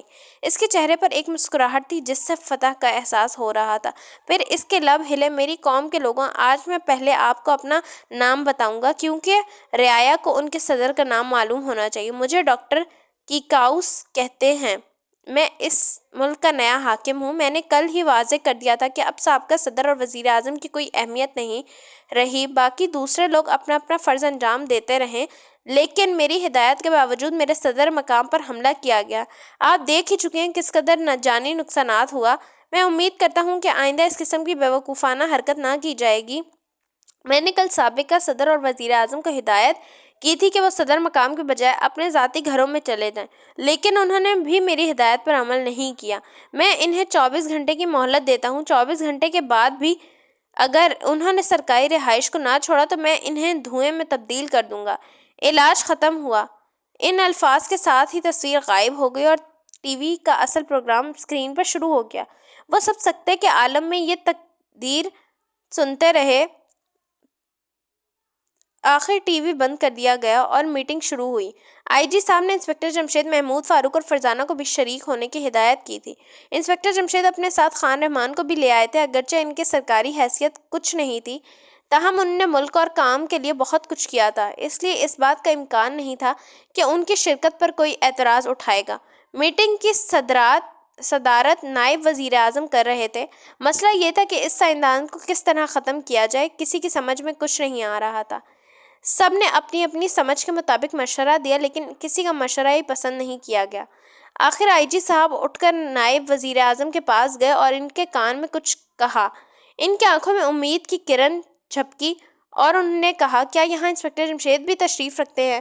جی ہاں، میں موجود ہوں، انسپکٹر جمشید نے اٹھتے ہوئے کہا۔ مجھے معلوم ہوا کہ آپ نے پہاڑی پر حملہ کرنے کی مخالفت کی تھی۔ جی ہاں، میں پہلے ہی اندازہ لگا چکا تھا کہ حملہ کرنے میں سراسر نقصان ہوگا۔ تو پھر آپ کوئی مشورہ دے سکتے ہیں؟ آخر ہم کیا کریں؟ فی الحال اس کا ہر حکم مانا جائے، ورنہ ہماری مشکلات اور پریشانیاں بڑھ جائیں گی۔ لیکن یہ کیسے ہو سکتا ہے؟ صاحب صدر اور وزیر اعظم کس طرح اپنے گھروں کو جا سکتے ہیں؟ وہ ہرگز اسے پسند نہیں کریں گے۔ تو پھر وہ انہیں غائب کر دے گا، اس سے کیا فائدہ ہوگا؟ انسپکٹر جمشید بولے، کچھ بھی ہو، کم از کم اس کا یہ حکم نہیں مانا جا سکتا۔ ٹھیک ہے، آپ بہتر سمجھتے ہیں، میں نے جو مشورہ مناسب سمجھا دے دیا۔ ٹھیک ہے، آپ تشریف رکھیں۔ 2 گھنٹے کی بحث کے بعد بھی کسی نتیجے پر نہ پہنچا جا سکا اور یہ میٹنگ برضمت ہوئی۔ دوسرے روز شام کے وقت پورا شہر میں خوف و ہراس پھیل گئی۔ یہ خبر بچے بچے کی زبان پر تھی کہ صدر صاحب اور وزیر اعظم صاحب غائب ہو گئے ہیں۔ مضمون پڑھ لو۔ پورا ملک عجیب و غریب حالات کا شکار تھا۔ ایک شیطانی ذہن نے سب کا سکون لوٹ لیا تھا۔ کسی کی سمجھ میں نہیں آ رہا تھا کہ اب کیا ہوگا۔ وہ ذہنی واقعہ ان سب پر حکومت کرے گا اور وہ اس کا کچھ بھی نہیں بگاڑ سکیں گے۔ صدر اور وزیر اعظم کے بعد آپ نائب وزیر اعظم ہی تھے جو اس کے خلاف کوئی قدم اٹھا سکتے تھے، لیکن سب سے بڑا سوال تو یہ تھا کہ کیا کیا جائے، اس تک کیسے پہنچا جائے۔ دن ایک ایک کر کے گزرتا جا رہا تھا، لوگوں کی پریشانیاں بڑھتی جا رہی تھیں۔ دفتروں میں سارا دن کوئی کام نہ ہوتا، بس اسی موضوع پر باتیں ہوتی رہتی۔ ادھر محمود فاروق اور فرزانہ بہت بور ہو رہے تھے۔ ان کا کہنا تھا کہ اب تک انہوں نے اس کیس میں ایک تیر بھی نہیں چلایا۔ انسپکٹر جمشید کو سب سے زیادہ پروفیسر داؤد کا فکر تھا۔ اگر ڈاکٹر کیکوس نے انہیں غائب نہ کیا ہوتا تو اس وقت تک انسپکٹر جمشید ان کی ہدایت کی روشنی میں نہ جانے کیا کچھ کر چکے ہوتے۔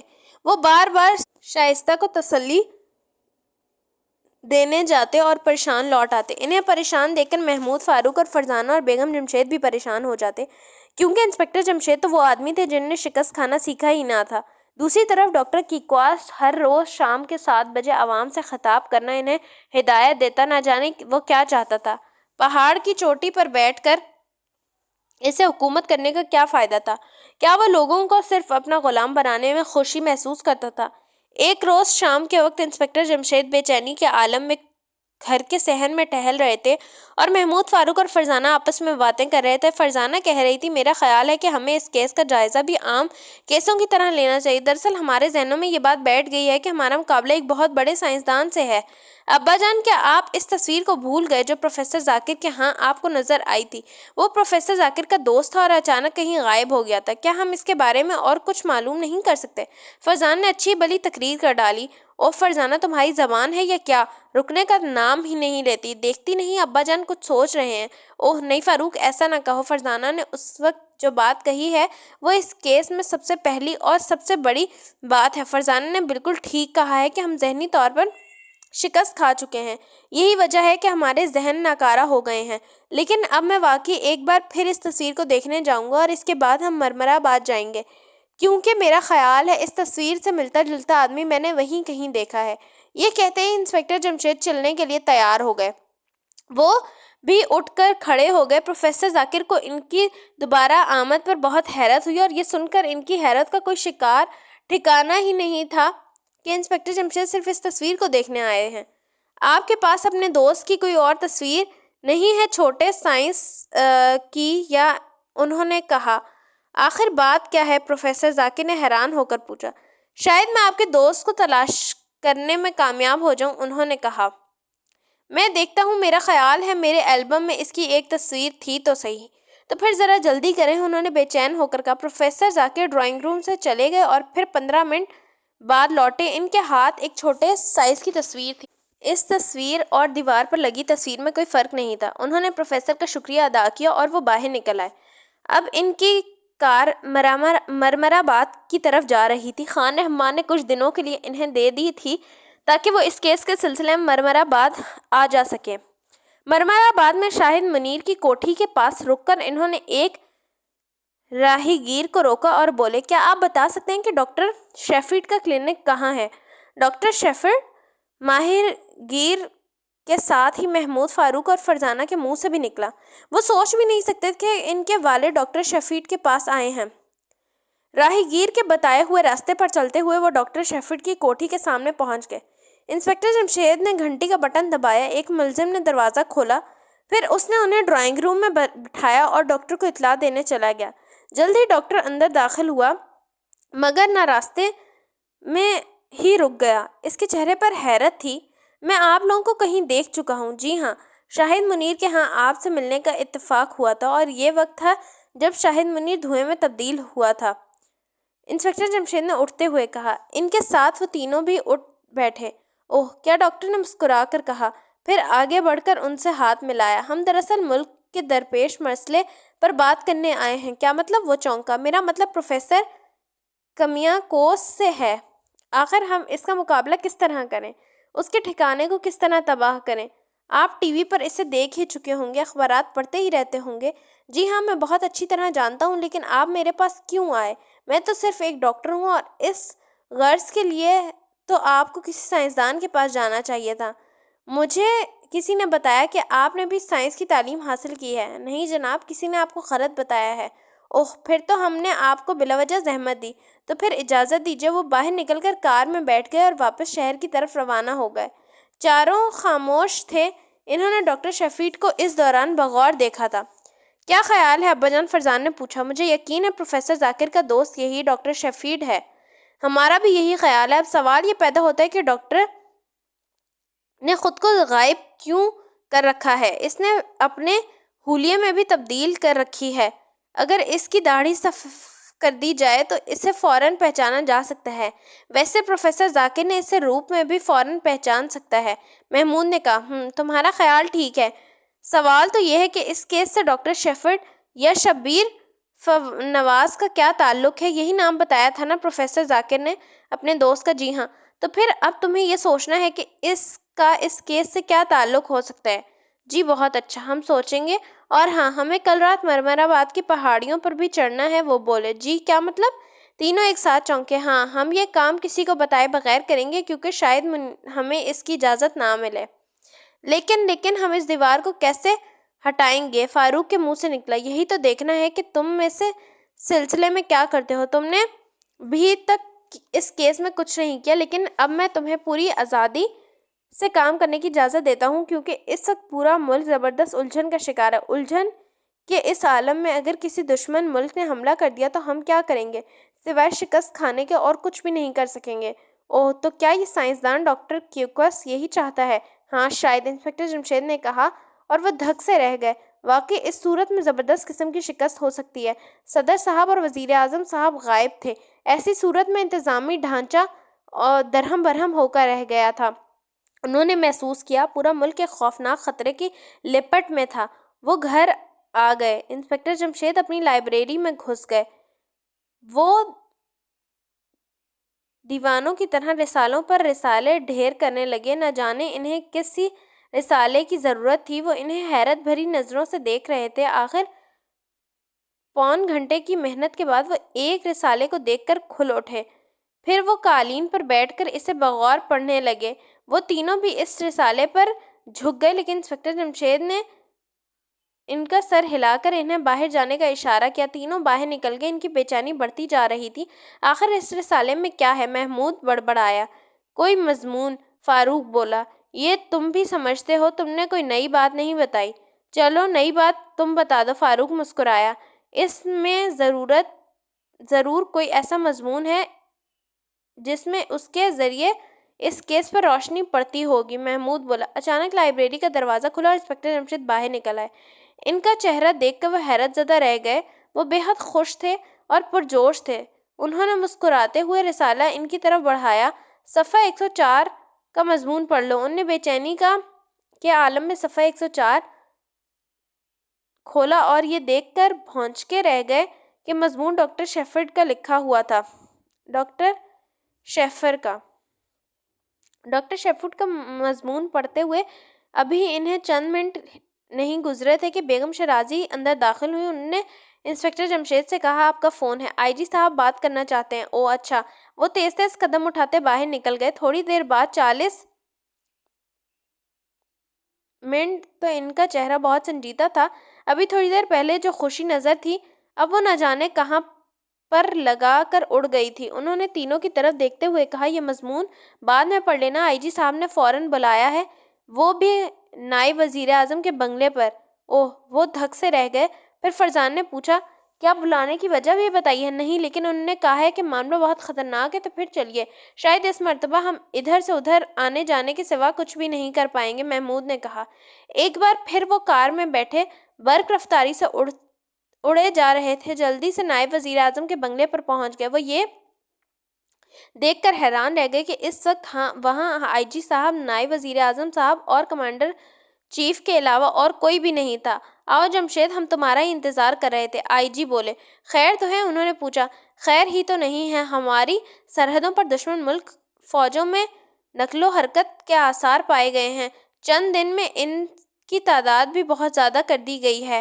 اور ہاں، ان کے منہ سے نکلا۔ فاروق، محمود اور فرزانہ کبھی دنگ رہ گئے، کیونکہ ابھی تھوڑی دیر پہلے ہی ان کے والد کا خیال اب ان حالات میں، جبکہ صدر صاحب اور وزیر اعظم صاحب بھی غائب ہیں اور ملک اس سائنسدان کی وجہ سے الجھن میں پھنسا ہوا ہے، صورتحال بہت نازک ہو گئی ہے۔ تمہیں اس لیے بلایا کہ کم از کم اس سائنسدان کا کچھ ہو جائے۔ آپ کے خیال میں اس کے خلاف کیا کارروائی کی جا سکتی ہے؟ انسپکٹر جمشید نے پوچھا۔ میری تو عقل حیران ہے، میں باغ دور تمہیں سونپتا ہوں۔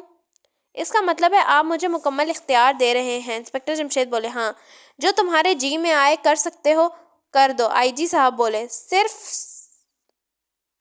میری طرف سے بھی اجازت ہے، اور مجھے اس بات پر بھی بہت افسوس ہے سائنسدان کے خلاف کارروائی کرتے وقت تمہارے مشورے کو قبول نہیں کیا گیا۔ نائب وزیر اعظم بولے۔ کوئی بات نہیں جناب۔ انسپکٹر جمشید بولے۔ اب میں ڈاکٹر کیکویس کو دیکھ لوں گا۔ کیا تمہارے دماغ میں کوئی پلان ہے، کوئی ترکیب ہے؟ جی نہیں، لیکن آپ فکر نہ کریں، ہمیں تو تم پر پورا بھروسہ ہے۔ شاید اس ملک میں تمہارے سوا کوئی ایسا نہیں جو ہمیں اس تکلیف دہ صورت سے نکال سکے۔ اللہ مالک ہے۔ البتہ میں آپ کو یہ ضرور بتانا چاہتا ہوں کہ دشمن ملک پروفیسر کیکوس کے اشارے پر ہی اپنی فوجیں آگے لا رہا ہے۔ کیا مطلب؟ کمانڈر ان چیف اور وہ زور سے اچھلے۔ جی ہاں، یہ سب ملی بھگت سے ہو رہا ہے، بلکہ میں تو یہاں تک کہنے پر تیار ہوں کہ ڈاکٹر کیکوس کا ٹھکانہ دشمن ملک کے کاریگروں کی مدد سے ہی پہاڑ کی چوٹی پر بنوایا گیا ہے۔ ان کی آنکھیں کھلی کی کھلی رہ گئیں۔ رات تاریک تھی، مرمر آباد کی پہاڑیاں اندھیرے میں ڈوبی ہوئی تھیں۔ ایسے 5 سائے ان پہاڑیوں کی طرف بڑھ رہے تھے۔ ان میں سے ایک کہہ رہا تھا، اس کیس میں اب تک تم نے کچھ نہیں کیا، اب کام کرنے کا وقت آ گیا، معلوم ہو جائے گا تم میں کتنی صلاحیتیں ہیں۔ یہ انسپکٹر جمشید کی آواز تھی۔ فکر نہ کریں ابا جان، ہم خود کچھ نہ کچھ کرنے کے لیے بے چین ہیں۔ محمود کی آواز ابھری۔ آہستہ بات کرو، سرگوشی سے زیادہ اونچی آواز نہ ہو، اگر بھنک اس کے کانوں میں پڑ گئی تو ہم کامیاب نہیں ہو سکیں گے۔ انسپکٹر جمشید بولے۔ تو کیا وہ جاگ رہا ہوگا؟ کچھ کہا نہیں جا سکتا۔ یار جمشید، تم مجھے کیوں ساتھ لائے ہو؟ مجھے پہاڑیوں پر چڑھنا نہیں آتا۔ یہ خان رحمان کی آواز تھی۔ تمہیں نے تو کہا تھا کہ جب تک پروفیسر داؤد نہیں ملتے تم اس مہم میں ہمارے ساتھ رہو گے۔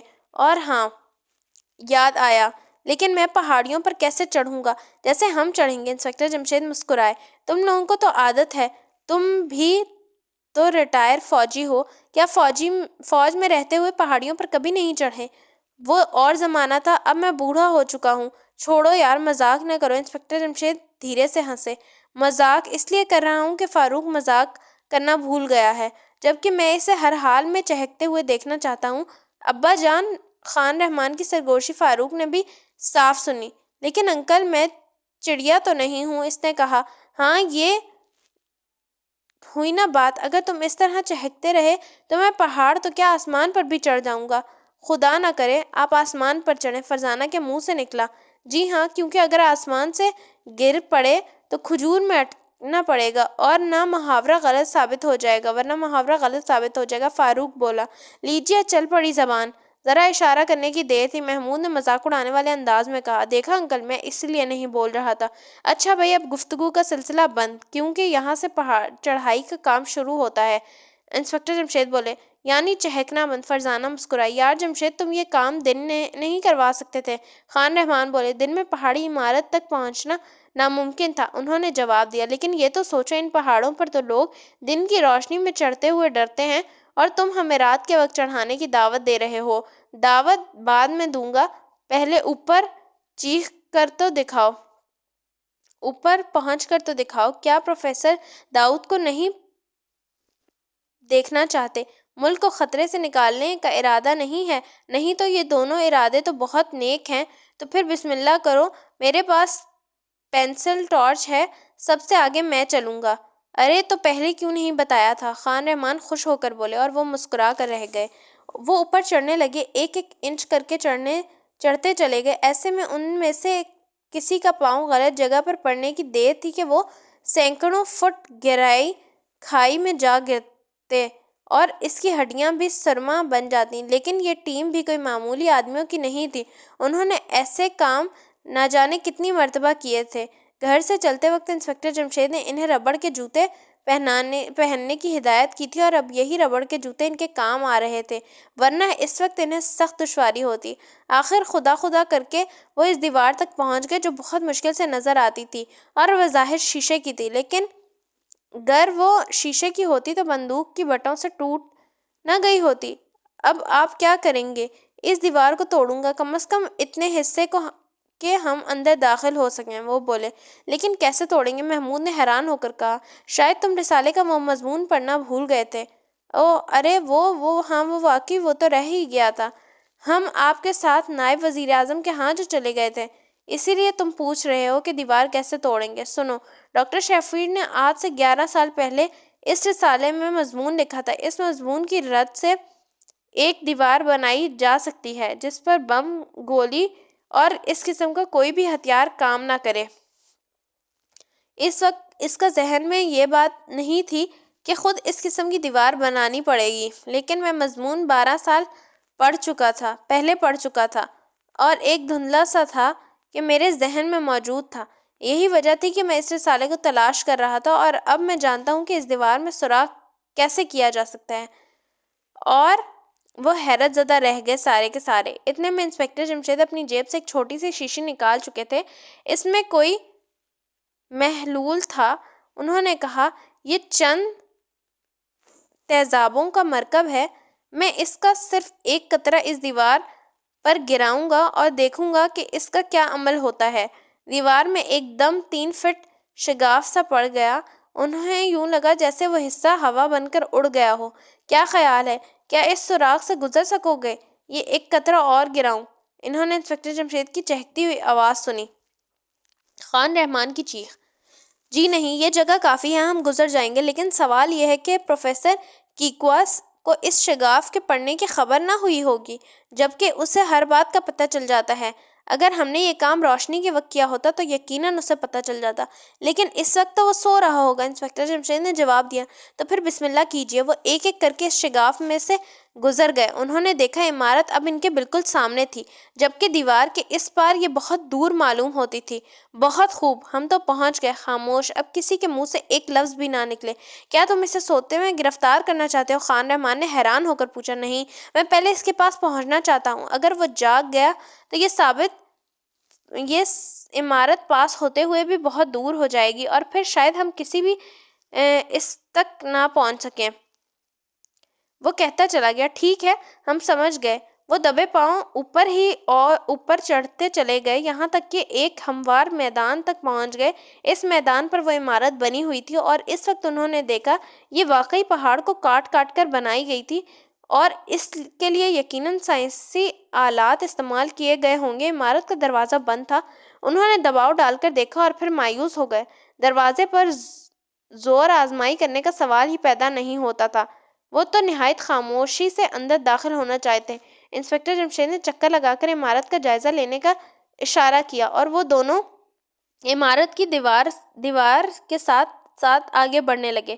چکر کاٹ کر واپس آئے تو محمود نے کہا، لوہے کا ایک پتلا سا پائپ عمارت کی چھت تک چلا گیا تھا۔ پتہ نہیں وہ کس غرض کے لیے لگایا گیا ہوگا۔ اس وقت ہمیں اس سے غرض نہیں کہ وہ کس مقصد کے لیے لگایا گیا ہے۔ چلو فاروق، کام کرنے کی باری تمہاری ہے۔ چھت پر پہنچ کر نیچے اترو اور دروازہ کھول دو، انسپکٹر جمشید نے دبی آواز میں کہا۔ جی بہت بہتر، فاروق نے کہا اور پائپ کی طرف چل پڑا۔ باقی لوگ بھی اس کے پیچھے تھے۔ دوسرے ہی لمحے فاروق بندروں کی سی پھرتی اور جوش سے اوپر چڑھ رہا تھا۔ کوئی اور موقع ہوتا تو فرزانہ اور محمود اس کا مذاق اڑائے بغیر نہ رہتے، مگر اس وقت تو بولنے کی اجازت ہی نہیں تھی اور پھر فاروق چھت پر پہنچتے ہی کامیاب ہو گیا۔ اس کا دل دھک دھک کرنے لگا کیونکہ فاروق اب دشمن کے ٹھکانے کے اندر پہنچ چکا تھا، جبکہ وہ ابھی بھی باہر موجود تھے۔ وہ انتظار کرتے رہے۔ ان کی بے چینی بڑھتی گئی۔ وہ فاروق کے بارے میں فکر مند تھے۔ اچانک دروازہ آواز پیدا کیے بغیر کھل گیا۔ انہیں فاروق کا دھندلا دھندلا سا چہرہ دکھائی دیا۔ ان کے دل خوشی سے بھر گئے۔ ہر قدم پر کامیابی ان کے قدم چوم رہی تھی۔ وہ اندر داخل ہوئے۔ یہیں بھی گھپ اندھیرا تھا۔ انسپکٹر جمشید نے پینسل ٹارچ روشن کر لی اور اس کی مدد سے آگے بڑھنے لگے۔ وہ ایک صحن میں سے گزر رہے تھے۔ صحن کے چاروں طرف کمرہ نظر آ رہا تھا اور ہر کمرے کے ساتھ ایک روشن دان کی قسم کے مستقل سوراخ تھے جو اس روز انہیں روشن دان معلوم ہوئے تھے، لیکن اس وقت ان سوراخوں میں پروفیسر کیکاؤس کا کوئی ساتھی نہیں تھا۔ وہ کمروں کے پاس پہنچ گئے۔ اچانک وہ اچھل پڑے۔ پوری عمارت ایک لخت روشنی میں نہا گئی تھی اور روشنی نے انہیں گھیرے میں لے لیا تھا۔ بہت خوب، تو تم یہاں تک پہنچ چکے ہو۔ چلو یہ اچھا ہی ہوا، میرے رستے کا سب سے بڑا کانٹا نکل جائے گا۔ تمہارے بعد کون ہے جو یہاں تک پہنچ سکے گا؟ پروفیسر کیکاؤس کی آواز گونجی۔ تمہارا خیال غلط ہے۔ اس دنیا میں اللہ نے ایک سے بڑھ کے ایک پیدا کیا ہے۔ اگر ہم نہ ہوں گے تو اور بہت سے ہم جیسوں ہوں گے۔ شاید تم نہیں جانتے، ہمارے ملک میں ہم جیسے ہی شہرت رکھنے والے بھی کچھ لوگ ہیں۔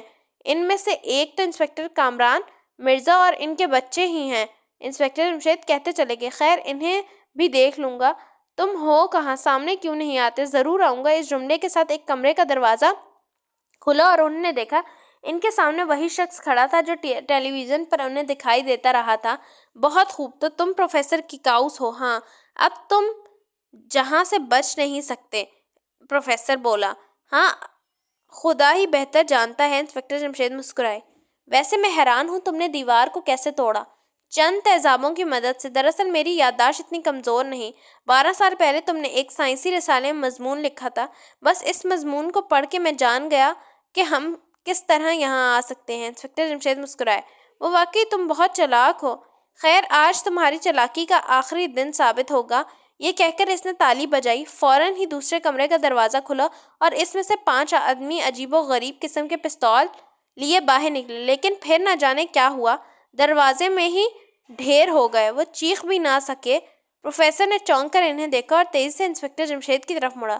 تم نے انہیں کس چیز سے ہلاک کیا؟ میں نے ظاہر فائر کی آواز نہیں سنی، نہ ہی تمہارے ہاتھ جیبوں میں ہیں۔ اس کے لہجے میں بلا کی حیرت تھی۔ ہمارے ابا جان کالا جادو جانتے ہیں، فاروق بول اٹھا۔ تم بھی میری زد پر ہو، حرکت کرنے کی کوشش نہ کرنا۔ تم کیا سمجھتے ہو میں یہاں بغیر کسی انتظام کے آ جاؤں گا؟ ان کے الفاظ ابھی ختم بھی نہ ہوئے تھے کہ پروفیسر نے پھر تالی بجائی۔ ایک اور کمرے کا دروازہ کھلا۔ اس مرتبہ پروفیسر نے دروازے کی طرف نہیں دیکھا، وہ انسپکٹر جمشید کو بغور دیکھتا رہا۔ دراصل وہ یہ دیکھنا چاہتا کہ انسپکٹر جمشید انہیں کس طرح ہلاک کرتا ہے۔ اور پھر دیکھتے ہی دیکھتے دوسرے کمرے سے نکلنے والے 5 آدمی بھی آواز پیدا کیے بغیر ڈھیر ہو گئے۔ میں سمجھ گیا، پروفیسر کیکاؤس کی آواز ابھری۔ تم بلو پائپ سے کام لے رہے ہو۔ افریقہ کے باشندے اس ہتھیار سے اپنے دشمنوں کو ختم کرتے ہیں۔ ہاں، تمہارا خیال ٹھیک ہے، انسپکٹر جمشید مسکرائے۔ پروفیسر کے ساتھ محمود فاروق اور فرزانہ اور خان رحمان بھی حیرت زدہ رہ گئے۔ انہیں بلو پائپ کے بارے میں سب کچھ معلوم تھا۔ ایک نلکی میں زہریلی سوئیاں رکھ کے منہ سے پھونک ماری جاتی ہے۔ اس طرح اس نلکی میں سے سوئیاں تیزی سے نکلتی ہیں اور سامنے والوں کے جسم کے کسی حصے میں چپ جاتی ہیں اور زہر اتنا تیز ہوتا ہے کہ مرنے والوں کے حلق سے آواز تک نہیں نکل سکتی۔ میں جانتا ہوں اس مکان میں تمہارے ساتھ صرف 10 آدمی ہی ہیں، کیونکہ میں روشن دانوں کی تعداد گن چکا ہوں۔ اس لیے اب تم تنہا رہ گئے ہو اور تم بھی زہریلی سوئیوں کی زد پر ہو۔ اس لیے ہاتھ اوپر اٹھا دو اور خود کو گرفتار کرنے کے لیے پیش کر دو۔ تم بڑے شوق سے مجھ پر سوئیاں پھینک سکتے ہو، میں خود کو تمہارے حوالے نہیں کروں گا، لیکن میں تمہیں زندہ گرفتار کروں گا، انسپکٹر جمشید نے مضبوط ہو کر کہا۔ تو پھر آؤ آگے بڑھو، تم بھی کیا یاد رکھو گے؟ پروفیسر ہنسا۔ انسپکٹر جمشید نے منہ سے ایک ربڑ کا پائپ سا نکالا کر محمود کے ہاتھ میں تھما دیا اور خود بے خوف ہو کر آگے بڑھے، لیکن اس وقت خان رحمان کی آواز نے انہیں چونکا دیا۔ ٹھہرو جمشید، میں تمہارے ساتھ یوں ہی مرا مرا پھر رہا ہوں، کچھ مجھے بھی کرنے دو۔ رحمان، تم اس کا مقابلہ نہیں کر سکو گے، بلا سے شکست کھا جاؤ گے۔ یہ خیال تو نہیں ہے کہ میں نے اپنے دوست کو پروفیسر داؤد کے لیے کچھ بھی نہیں کیا؟ رحمان مان جاؤ، یہ بہت خطرناک آدمی ہے، ابھی مجھے بھی نہیں معلوم اس سے مقابلہ کس طرح کرنا ہوگا۔ چلو یہ اور بھی اچھا ہے، اس طرح تمہیں یہ اندازہ تو ہو جائے گا کہ اس سے کس طرح لڑنا ہے۔ یہ کہتے ہی رحمان انسپکٹر جمشید کے آگے آ گئے۔ انہوں نے دونوں ہاتھوں سے انسپکٹر جمشید کو پیچھے دھکیل دیا اور خود آگے آ گئے۔ رحمان، میں پھر کہتا ہوں پیچھے ہٹ آؤ، انسپکٹر جمشید بے چین ہو کر کہا۔ یار تم تو یوں ہی گھبرا رہے ہو، آخر یہ آدمی ہی ہے نا، جن بھوت تو نہیں ہے؟ خان رحمان ہنسے۔ جن بھوت سے مقابلہ کرنا بہت آسان ہے، انسپکٹر جمشید، پرواہ نہ کرو۔ ان الفاظ کے ساتھ خان رحمان پروفیسر کاکوس کے پاس پہنچ گئے، لیکن انہوں نے حرکت کرنے کی کوشش نہ کی، اس طرح اپنی جگہ کھڑا رہا۔ وہ مذاق اڑانے والے انداز میں خان رحمان کی طرف تکے جا رہا تھا۔ یہ دیکھ کر انہیں غصہ آ گیا اور انہوں نے ایک مکہ پوری قوت سے پروفیسر کے منہ پر دے مارا۔ وہ حیرت زدہ رہ گئے۔ خان رحمان کے منہ سے ایک بھیانک چیخ نکلی۔ حیرت بڑھتی جا رہی تھی۔ انسپکٹر جمشید، یہ آدمی لوہے کا ہے۔ کیا کہا؟ لوہے کا ہے؟ ہاں، اس سے لڑنے کی کوشش نہ کرنا، لیکن لڑے بغیر ہم اس پر فتح کس طرح حاصل کر سکتے ہیں؟ انسپکٹر جمشید بولے۔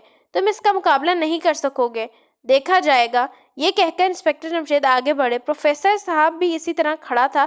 انسپکٹر جمشید نے نزدیک پہنچ کر ایک ہلکا سا مکہ اس کے منہ پر مار کر دیکھا۔ اس کے ہاتھ پر چوٹ لگی۔ وہ سمجھ گئے خان رحمان نے غلط نہیں کیا تھا۔ اس شخص کا لوہے کی طرح تخت تھا، نہ جانے اس نے کیا چیز استعمال کی تھی۔ ویسے وہ لوہے کا خول پہنے ہوئے نہیں تھا۔ اب کیا کرو گے جمشید؟ پروفیسر ہنسا۔ مقابلہ کروں گا، اور کیا کر سکتا ہوں؟ انسپکٹر جمشید بولے۔ تو پھر کرو مقابلہ، اس نے کہکہ لگا کر کہا۔ اچانک انسپکٹر جمشید نیچے جھکے اور پروفیسر کی دونوں ٹانگوں کو پکڑ کر ایک زوردار جھٹکا دیا۔ پروفیسر دوسری طرف الٹا گیا۔ اس کی ٹانگیں اب تک انسپکٹر جمشید کے ہاتھ میں تھیں۔ اس نے اپنی ٹانگوں کو پوری طاقت سے گھما دیا۔ انسپکٹر جمشید ہوا میں ہوئے دیواروں سے ٹکرائے۔ ان کے حلق سے ایک کربناک آہ نکلی اور وہ ساکت ہو گئے۔ محمود، فاروق اور فرزانہ دم بخود رہ گئے۔ وہ سوچ بھی نہیں سکتے تھے کہ یہ شخص اس قدر طاقتور بھی ہو سکتا ہے۔ ان کی آنکھیں پھٹی کی پھٹی رہ گئیں۔ اس وقت انہوں نے چاقو کھلنے کی خوفناک کڑکڑاہٹ سنی۔ پروفیسر کے ہاتھ میں ایک چمکدار چوڑے پھل والا چاقو تھا۔ اب انسپکٹر جمشید کا پیٹ میں اس کے بچوں کے سامنے چیروں گا۔ یہ کہتے ہوئے وہ انسپکٹر جمشید کی طرف بڑھا۔ محمود، فاروق اور فرزانہ اس طرح چونکے جیسے ابھی تک خواب دیکھ رہے ہوں۔ خبردار آگے بڑھنے کی کوشش نہ کرنا، فاروق چلایا۔ تم اگر لوہے کے آدمی ہو تو کیا ہوا؟ ہم بھی فولاد کے ہیں، محمود غرایا۔ بالکل، ہماری لاشوں پر سے گزر کر ہی تم ابا جان تک پہنچ سکتے ہو۔ خان رحمان نے بھی پھٹی پھٹی آنکھوں سے یہ منظر دیکھا۔ وہ ابھی تک اپنے ہاتھ پکڑے بیٹھے تھے، اب رہ نہ سکے۔ انہوں نے وحشیوں کی طرح پروفیسر کی کاؤس پر چھلانگ لگائی، اس کی کمر سے ٹکرائے۔ اس بار پھر خان رحمان کے منہ سے چیخ نکل گئی۔ انہیں یوں لگا تھا جیسے کسی چٹان سے ٹکرائے ہوں۔ دوسرے ہی لمحے وہ بے ہوش ہو گئے۔ پروفیسر پھر انسپکٹر جمشید کی طرف مڑا، لیکن اب 3 ننھی دیواریں اس کے رستے میں کھڑی تھیں۔ محمود، فاروق اور فرزانہ۔ وہ طنزیہ انداز میں ہنسا اور ان کی طرف بڑھا۔ خوف کھانا یا پیچھے ہٹنے کے بجائے فرزانہ الٹا اس کی طرف دوڑی۔ پروفیسر ایک لمحے کے لیے ٹھٹکا کہ یہ لڑکی کیا کر رہی ہے۔ اتنے میں فرزانہ اس کی ٹانگوں سے نکلتی ہوئی اس کے پیچھے جا پہنچی۔ دوسرے ہی لمحے اچھلی اور پروفیسر کی کمر سے لٹک گئی۔ اس نے دونوں ہاتھوں کی انگلیوں کو ایک دوسرے میں پھنسا لیا۔ پروفیسر نے ایک زوردار جھٹکا مار کر اسے الگ کرنا چاہا، مگر فرزانہ تو اس کے ساتھ کسی جوک کی طرح چمٹ گئی تھی۔ یہ دیکھ کر محمود اور فاروق تیر کی طرح آگے بڑھے اور اس کے ایک ایک ہاتھ سے لپٹ گئے۔ دائیں ہاتھ سے محمود لٹکا تھا اور ایک ہاتھ میں چاقو تھا۔ اس نے آؤ دیکھا نہ تاؤ اپنے دانت پروفیسر کی کلائی پر جما دیے اور دباؤ ڈالا تھا۔ دوسرے ہاتھ سے فاروق لٹک رہا تھا، اس لیے پروفیسر اس ہاتھ کو حرکت نہیں دے سکتا تھا۔ محمود نے محسوس کیا کہ پروفیسر کی جلد اگرچہ سخت ہے، لیکن دانت اندر تک کھپتے جا رہے ہیں۔ اسے اپنی اس کامیابی پر خوشی ہوئی۔ اس نے دانتوں پر پورا زور صرف کر دیا۔ دوسری طرف پروفیسر کے پاس اب حرکت کرنے کے لیے صرف ٹانگیں باقی رہ گئی تھیں۔ اس نے ان سے کام لیا اور تیزی سے چکر کاٹنے لگا۔ وہ تینوں بھی اس کے ساتھ ساتھ گھومنے لگے۔ فرزانہ اپنے بازوؤں کے ذریعے پروفیسر کی گردن پر برابر دباؤ ڈال رہی تھی۔ اس کی کوشش یہ تھی کہ کس طرح پروفیسر کا گلا گھٹنا شروع ہو جائے۔ اس صورت میں وہ اس پر فتح حاصل کر سکتے تھے۔ پروفیسر کے چکر کاٹنے میں بلا کی تیزی آ گئی تھی۔ ان کے جسم تیزی کی وجہ سے فضا میں بالکل سیدھے ہو گئے تھے اور اب وہ زمین کے متوازی تھے۔ اگر کوئی اس منظر کو دیکھتا تو خیال کرتا کہ شاید وہ چاروں سرکس کے کسی پروگرام کی ریس کر رہے ہیں۔ اچانک پروفیسر کے منہ سے ایک کراہ نکلی، اس کے ہاتھ سے چاقو نکل گیا۔ شاید محمود کے دانت زیادہ گہرائی میں اتر گئے تھے۔ انہیں چاقو کی گرنے کی بہت خوشی ہوئی۔ یہ پہلی فتح تھی جو انہیں پروفیسر کے مقابلے میں نصیب ہوئی تھی۔ اب پروفیسر کو غصہ آ گیا۔ اس کی رفتار میں حیرت انگیز اضافہ ہو گیا۔ تینوں کے لیے اب پروفیسر کے جسم سے چمٹے رہنا بہت مشکل ثابت ہو رہا تھا۔ اور پھر فاروق کے ہاتھ جو اب رس آ گئے تھے، وہ چکر کھاتے ہوئے انسپکٹر جمشید سے ٹکرایا۔ انسپکٹر جمشید ہڑبڑا کر اٹھے جیسے اچانک ان کی آنکھ کھل گئی ہو۔ انہوں نے جو یہ حیرت زدہ منظر دیکھا تو بوکھلا اٹھے۔ ساتھ ہی ان کے نظر نزدیک پڑے خنجر سے ٹکرائی۔ انہوں نے لیٹے لیٹے ہی چاقو اٹھا لیا۔ فاروق بے ہوش ہو گیا تھا۔ اس وقت محمود بھی دیوار سے ٹکرایا اور اس کے سر سے خون بہنے لگا۔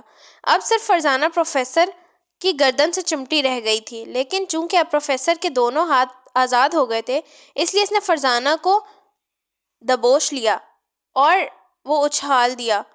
ساتھ ہی وہ خنجر اٹھانے کے لیے جھکا اور یہ دیکھ کر ٹھٹک گیا کہ انسپکٹر جمشید خنجر دائیں ہاتھ میں لیے کھڑے ہیں۔ فرزانہ بے ہوش ہوتے ہوئے دیکھا انسپکٹر جمشید خنجر سے پروفیسر پر حملہ آور ہو رہے تھے اور اس کے بعد اس کی آنکھیں بھی بند ہو گئیں۔ اب صورتحال یہ تھی کہ محمود، فاروق اور فرزانہ اور خان رحمان چاروں بے ہوش پڑے اور انسپکٹر جمشید پروفیسر سے مقابلہ کرنے کے لیے بالکل تنہا رہ گئے تھے۔ ایک خوفناک سائنسدان سے جس کا جسم لوہے کی طرح سخت تھا، لیکن وہ جانتے تھے کہ جسم کا ایک حصہ ایسا بھی ہے جو کسی صورت بھی پتھر کی طرح سخت نہیں ہو سکتا، اور وہ حصہ ہے آنکھیں۔ انہوں نے یکجہتی تیزی سے خنجر پروفیسر کی آنکھ پر دے مارا۔ پروفیسر ان کا مقصد سمجھ گیا۔ پہلی مرتبہ اس کے چہرے پر پریشانی کے آثار نمودار ہوئے۔ وہ گھبرا کر پیچھے ہٹا۔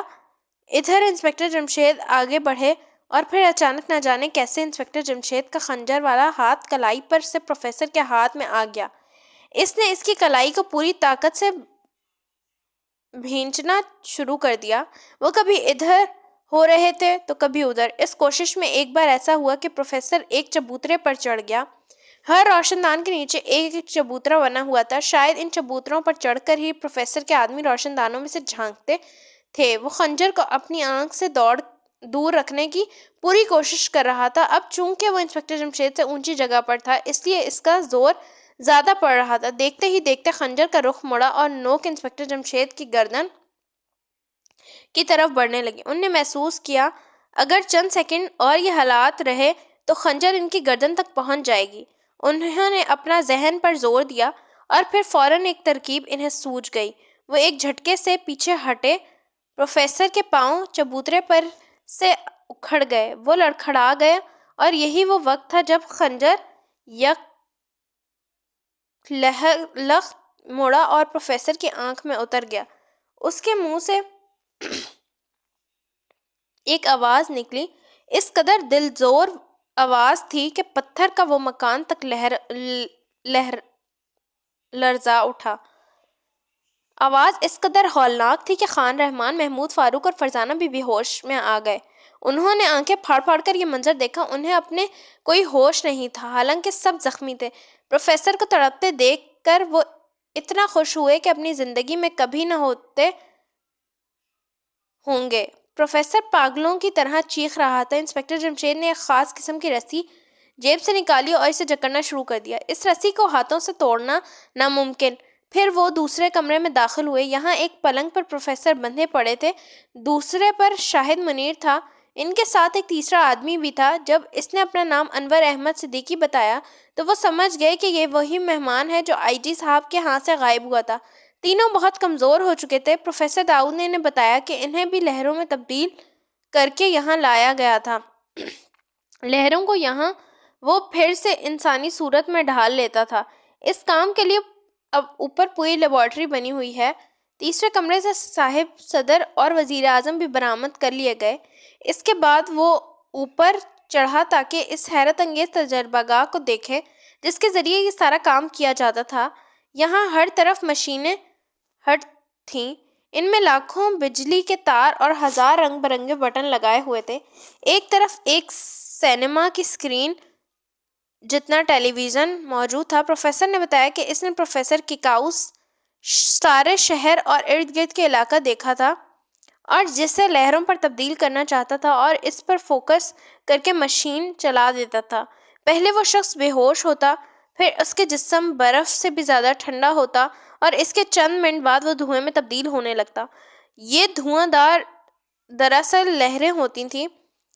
دوسرے دن انسپکٹر جمشید سب لوگوں کے سامنے پروفیسر کیکاؤس کی کہانی سنا رہے تھے۔ دراصل یہ کہانی 12 سال پہلے شروع ہوئی تھی جب پروفیسر کیکاؤس نے ایک مضمون لکھا۔ اس نے مضمون میں لکھا تھا کہ وہ ایک ایسی دیوار بنا سکتا ہے جس پر گولی، بم یا کوئی ہتھیار اثر نہیں کر سکتا، اور یہ کہ وہ دیوار دور سے نظر بھی نہیں آ سکتی۔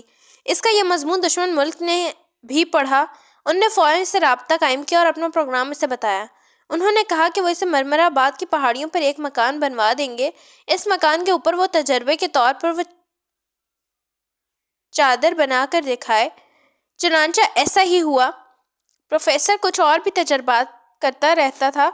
ایک دن اس نے دشمن ملک کے جاسوسوں کو اطلاع دی کہ وہ آدمی کو لہروں میں تبدیل کر کے غائب بھی کر سکتا ہے۔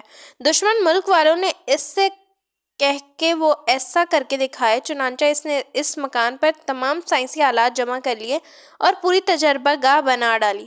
یہاں ٹیلی ویژن اسٹیشن بھی قائم کرایا جو اس قدر طاقتور تھا کہ جب اسے آن کر دیا جاتا تو دوسرے اسٹیشنز ناکارہ ہو جاتے۔ اس طرح وہ ٹیلی ویژن پر آنے میں کامیاب ہوا۔ دوسری طرف اس نے ٹیلی ویژن کے ایسے کیمرے نصب کر لیے کہ 50 میل کے اندر کسی بھی علاقے کو جب بھی چاہے اپنی آنکھوں سے اسکرین پر دیکھ سکتا ہے۔ اس طرح وہ ایک دن شہر کا منظر دیکھ رہا تھا کہ اسے آئی جی صاحب کا مہمان نمایاں نظر آیا۔ بس اس دن اسے لہروں میں تبدیل کر کے غائب کر دیا۔ ہم پروفیسر سے رابطہ قائم کرنے لگے تو اس نے انہیں بھی غائب کر دیا۔ شاہد منیر کے پاس پہنچے تو اسے ہماری آنکھوں کے سامنے غائب کیا۔ مقصد صرف یہ تھا کہ یہ اپنی طاقت دکھانا چاہتا تھا۔ پھر دشمن ملک کے کہنے پر ٹیلی ویژن پر آیا اور تقریر کی تاکہ ملک میں افراتفری پھیلے۔ ایسا ہی ہوا۔ پھر جب صدر صاحب اور وزیر اعظم صاحب غائب ہو گئے تو بوکھلاہٹ میں اور بھی اضافہ ہو گیا اور دشمن ملک نے سوچا اب حملہ کرنے کا اچھا موقع ہے۔ انہوں نے پروفیسر صاحب سے کہہ دیا کہ کامیاب ہونے کی صورت میں پورا ملک اس کے حوالے کر دیا جائے گا، لیکن وہ ایسا ہرگز نہ کرتے۔ پروفیسر کو اپنی قیدی بنا لیتے اور اس سے کام لیتے رہتے۔ دوسری طرف پروفیسر نے سائنس کی مدد سے تیار کی گئی عجیب و غریب دوائیں کھا کر اپنے جسم لوہے کی طرح سخت بنا لیا تھا تاکہ کوئی اسے شکست نہ دے سکے۔ اور سچ تو یہ ہے کہ میں نے اور خان رحمان بھی شکست سے دوچار ہو گئے۔ یہ تو محمود فاروق اور فرزانہ تھے جنہوں نے لوہے کی اس پہاڑ سے ٹکر لی، ورنہ اس وقت صورتحال کچھ اور ہوتی۔ آخر میں یہ بھی بتانا چاہوں کہ یہ صاحب ہیں کون، تو سنیے۔ یہ ہیں مرمر آباد کے ڈاکٹر شیفرڈ اور پروفیسر ذاکر کے گمشدہ دوست شبیر انور۔ یہ اس لیے غائب ہو گئے تھے کہ دشمن ملک نے ان سے رابطہ قائم کر لیا تھا۔ انہوں نے اپنے چہرے میں کوئی تبدیلی کی اور مرمر آباد میں رہنے لگے۔ پھر داڑھی رکھ لی اور یہ داڑھی مصنوعی تھی۔ اس داڑھی کے ساتھ یہ ڈاکٹر شیفرڈ کی صورت میں لوگوں کے سامنے آتے۔ ٹی وی پر آتے تو داڑھی اتار دیتے، لیکن چونکہ یہ بھی ان کی اصل صورت نہیں تھی اس لیے پروفیسر ذاکر بھی انہیں ٹی وی کی اسکرین پر دیکھنے کے باوجود نہ پہچان سکے۔ یہی ان کا گمشدہ دوست ہے۔ یہاں آپ لوگ شاید یہ سوچیں کہ یہ تو سائنسدان تھے، ڈاکٹر کیسے بن گئے؟ تو اس کا جواب یہ ہے کہ اپنے ملک سے یہ MBBS کر کے ہی یورپ گئے تھے۔ اب میں آپ کو ان کا چہرہ بھی دکھا دوں کیونکہ یہاں پروفیسر ذاکر بھی تو موجود ہیں۔ یہ کہتے ہوئے وہ اٹھے اور پروفیسر کیکاؤس کے چہرے سے داڑھی نوچ لی۔ یہ وہی صورت تھی جو وہ ٹی وی پر دیکھتے رہتے تھے۔ انسپکٹر جمشید ایک بار اور جھکے اور اس کی ناک کے نتنوں میں انگلیاں ڈال کر ایک جھٹکا دیا۔ پلاسٹک کا ایک ٹکڑا سا انسپکٹر جمشید کے ہاتھ میں آ گیا۔ دوسرے ہی لمحے انہوں نے پروفیسر ذاکر کی چیخ سنی، میرا دوست تم نے یہ کیا کیا؟ مگر ان کے دوست کے منہ سے کوئی الفاظ نہ نکل سکا۔ اس کی ایک آنکھ پر پٹی بندھی ہوئی تھی اور دوسری آنکھ شرم سے بند ہو گئی تھی۔ ان کی زندگی کا حیرت انگیز ترین مجرم ان کے سامنے پڑا تھا اور وہ سب آنکھیں پھاڑ پھاڑ کر اسے دیکھ رہے تھے۔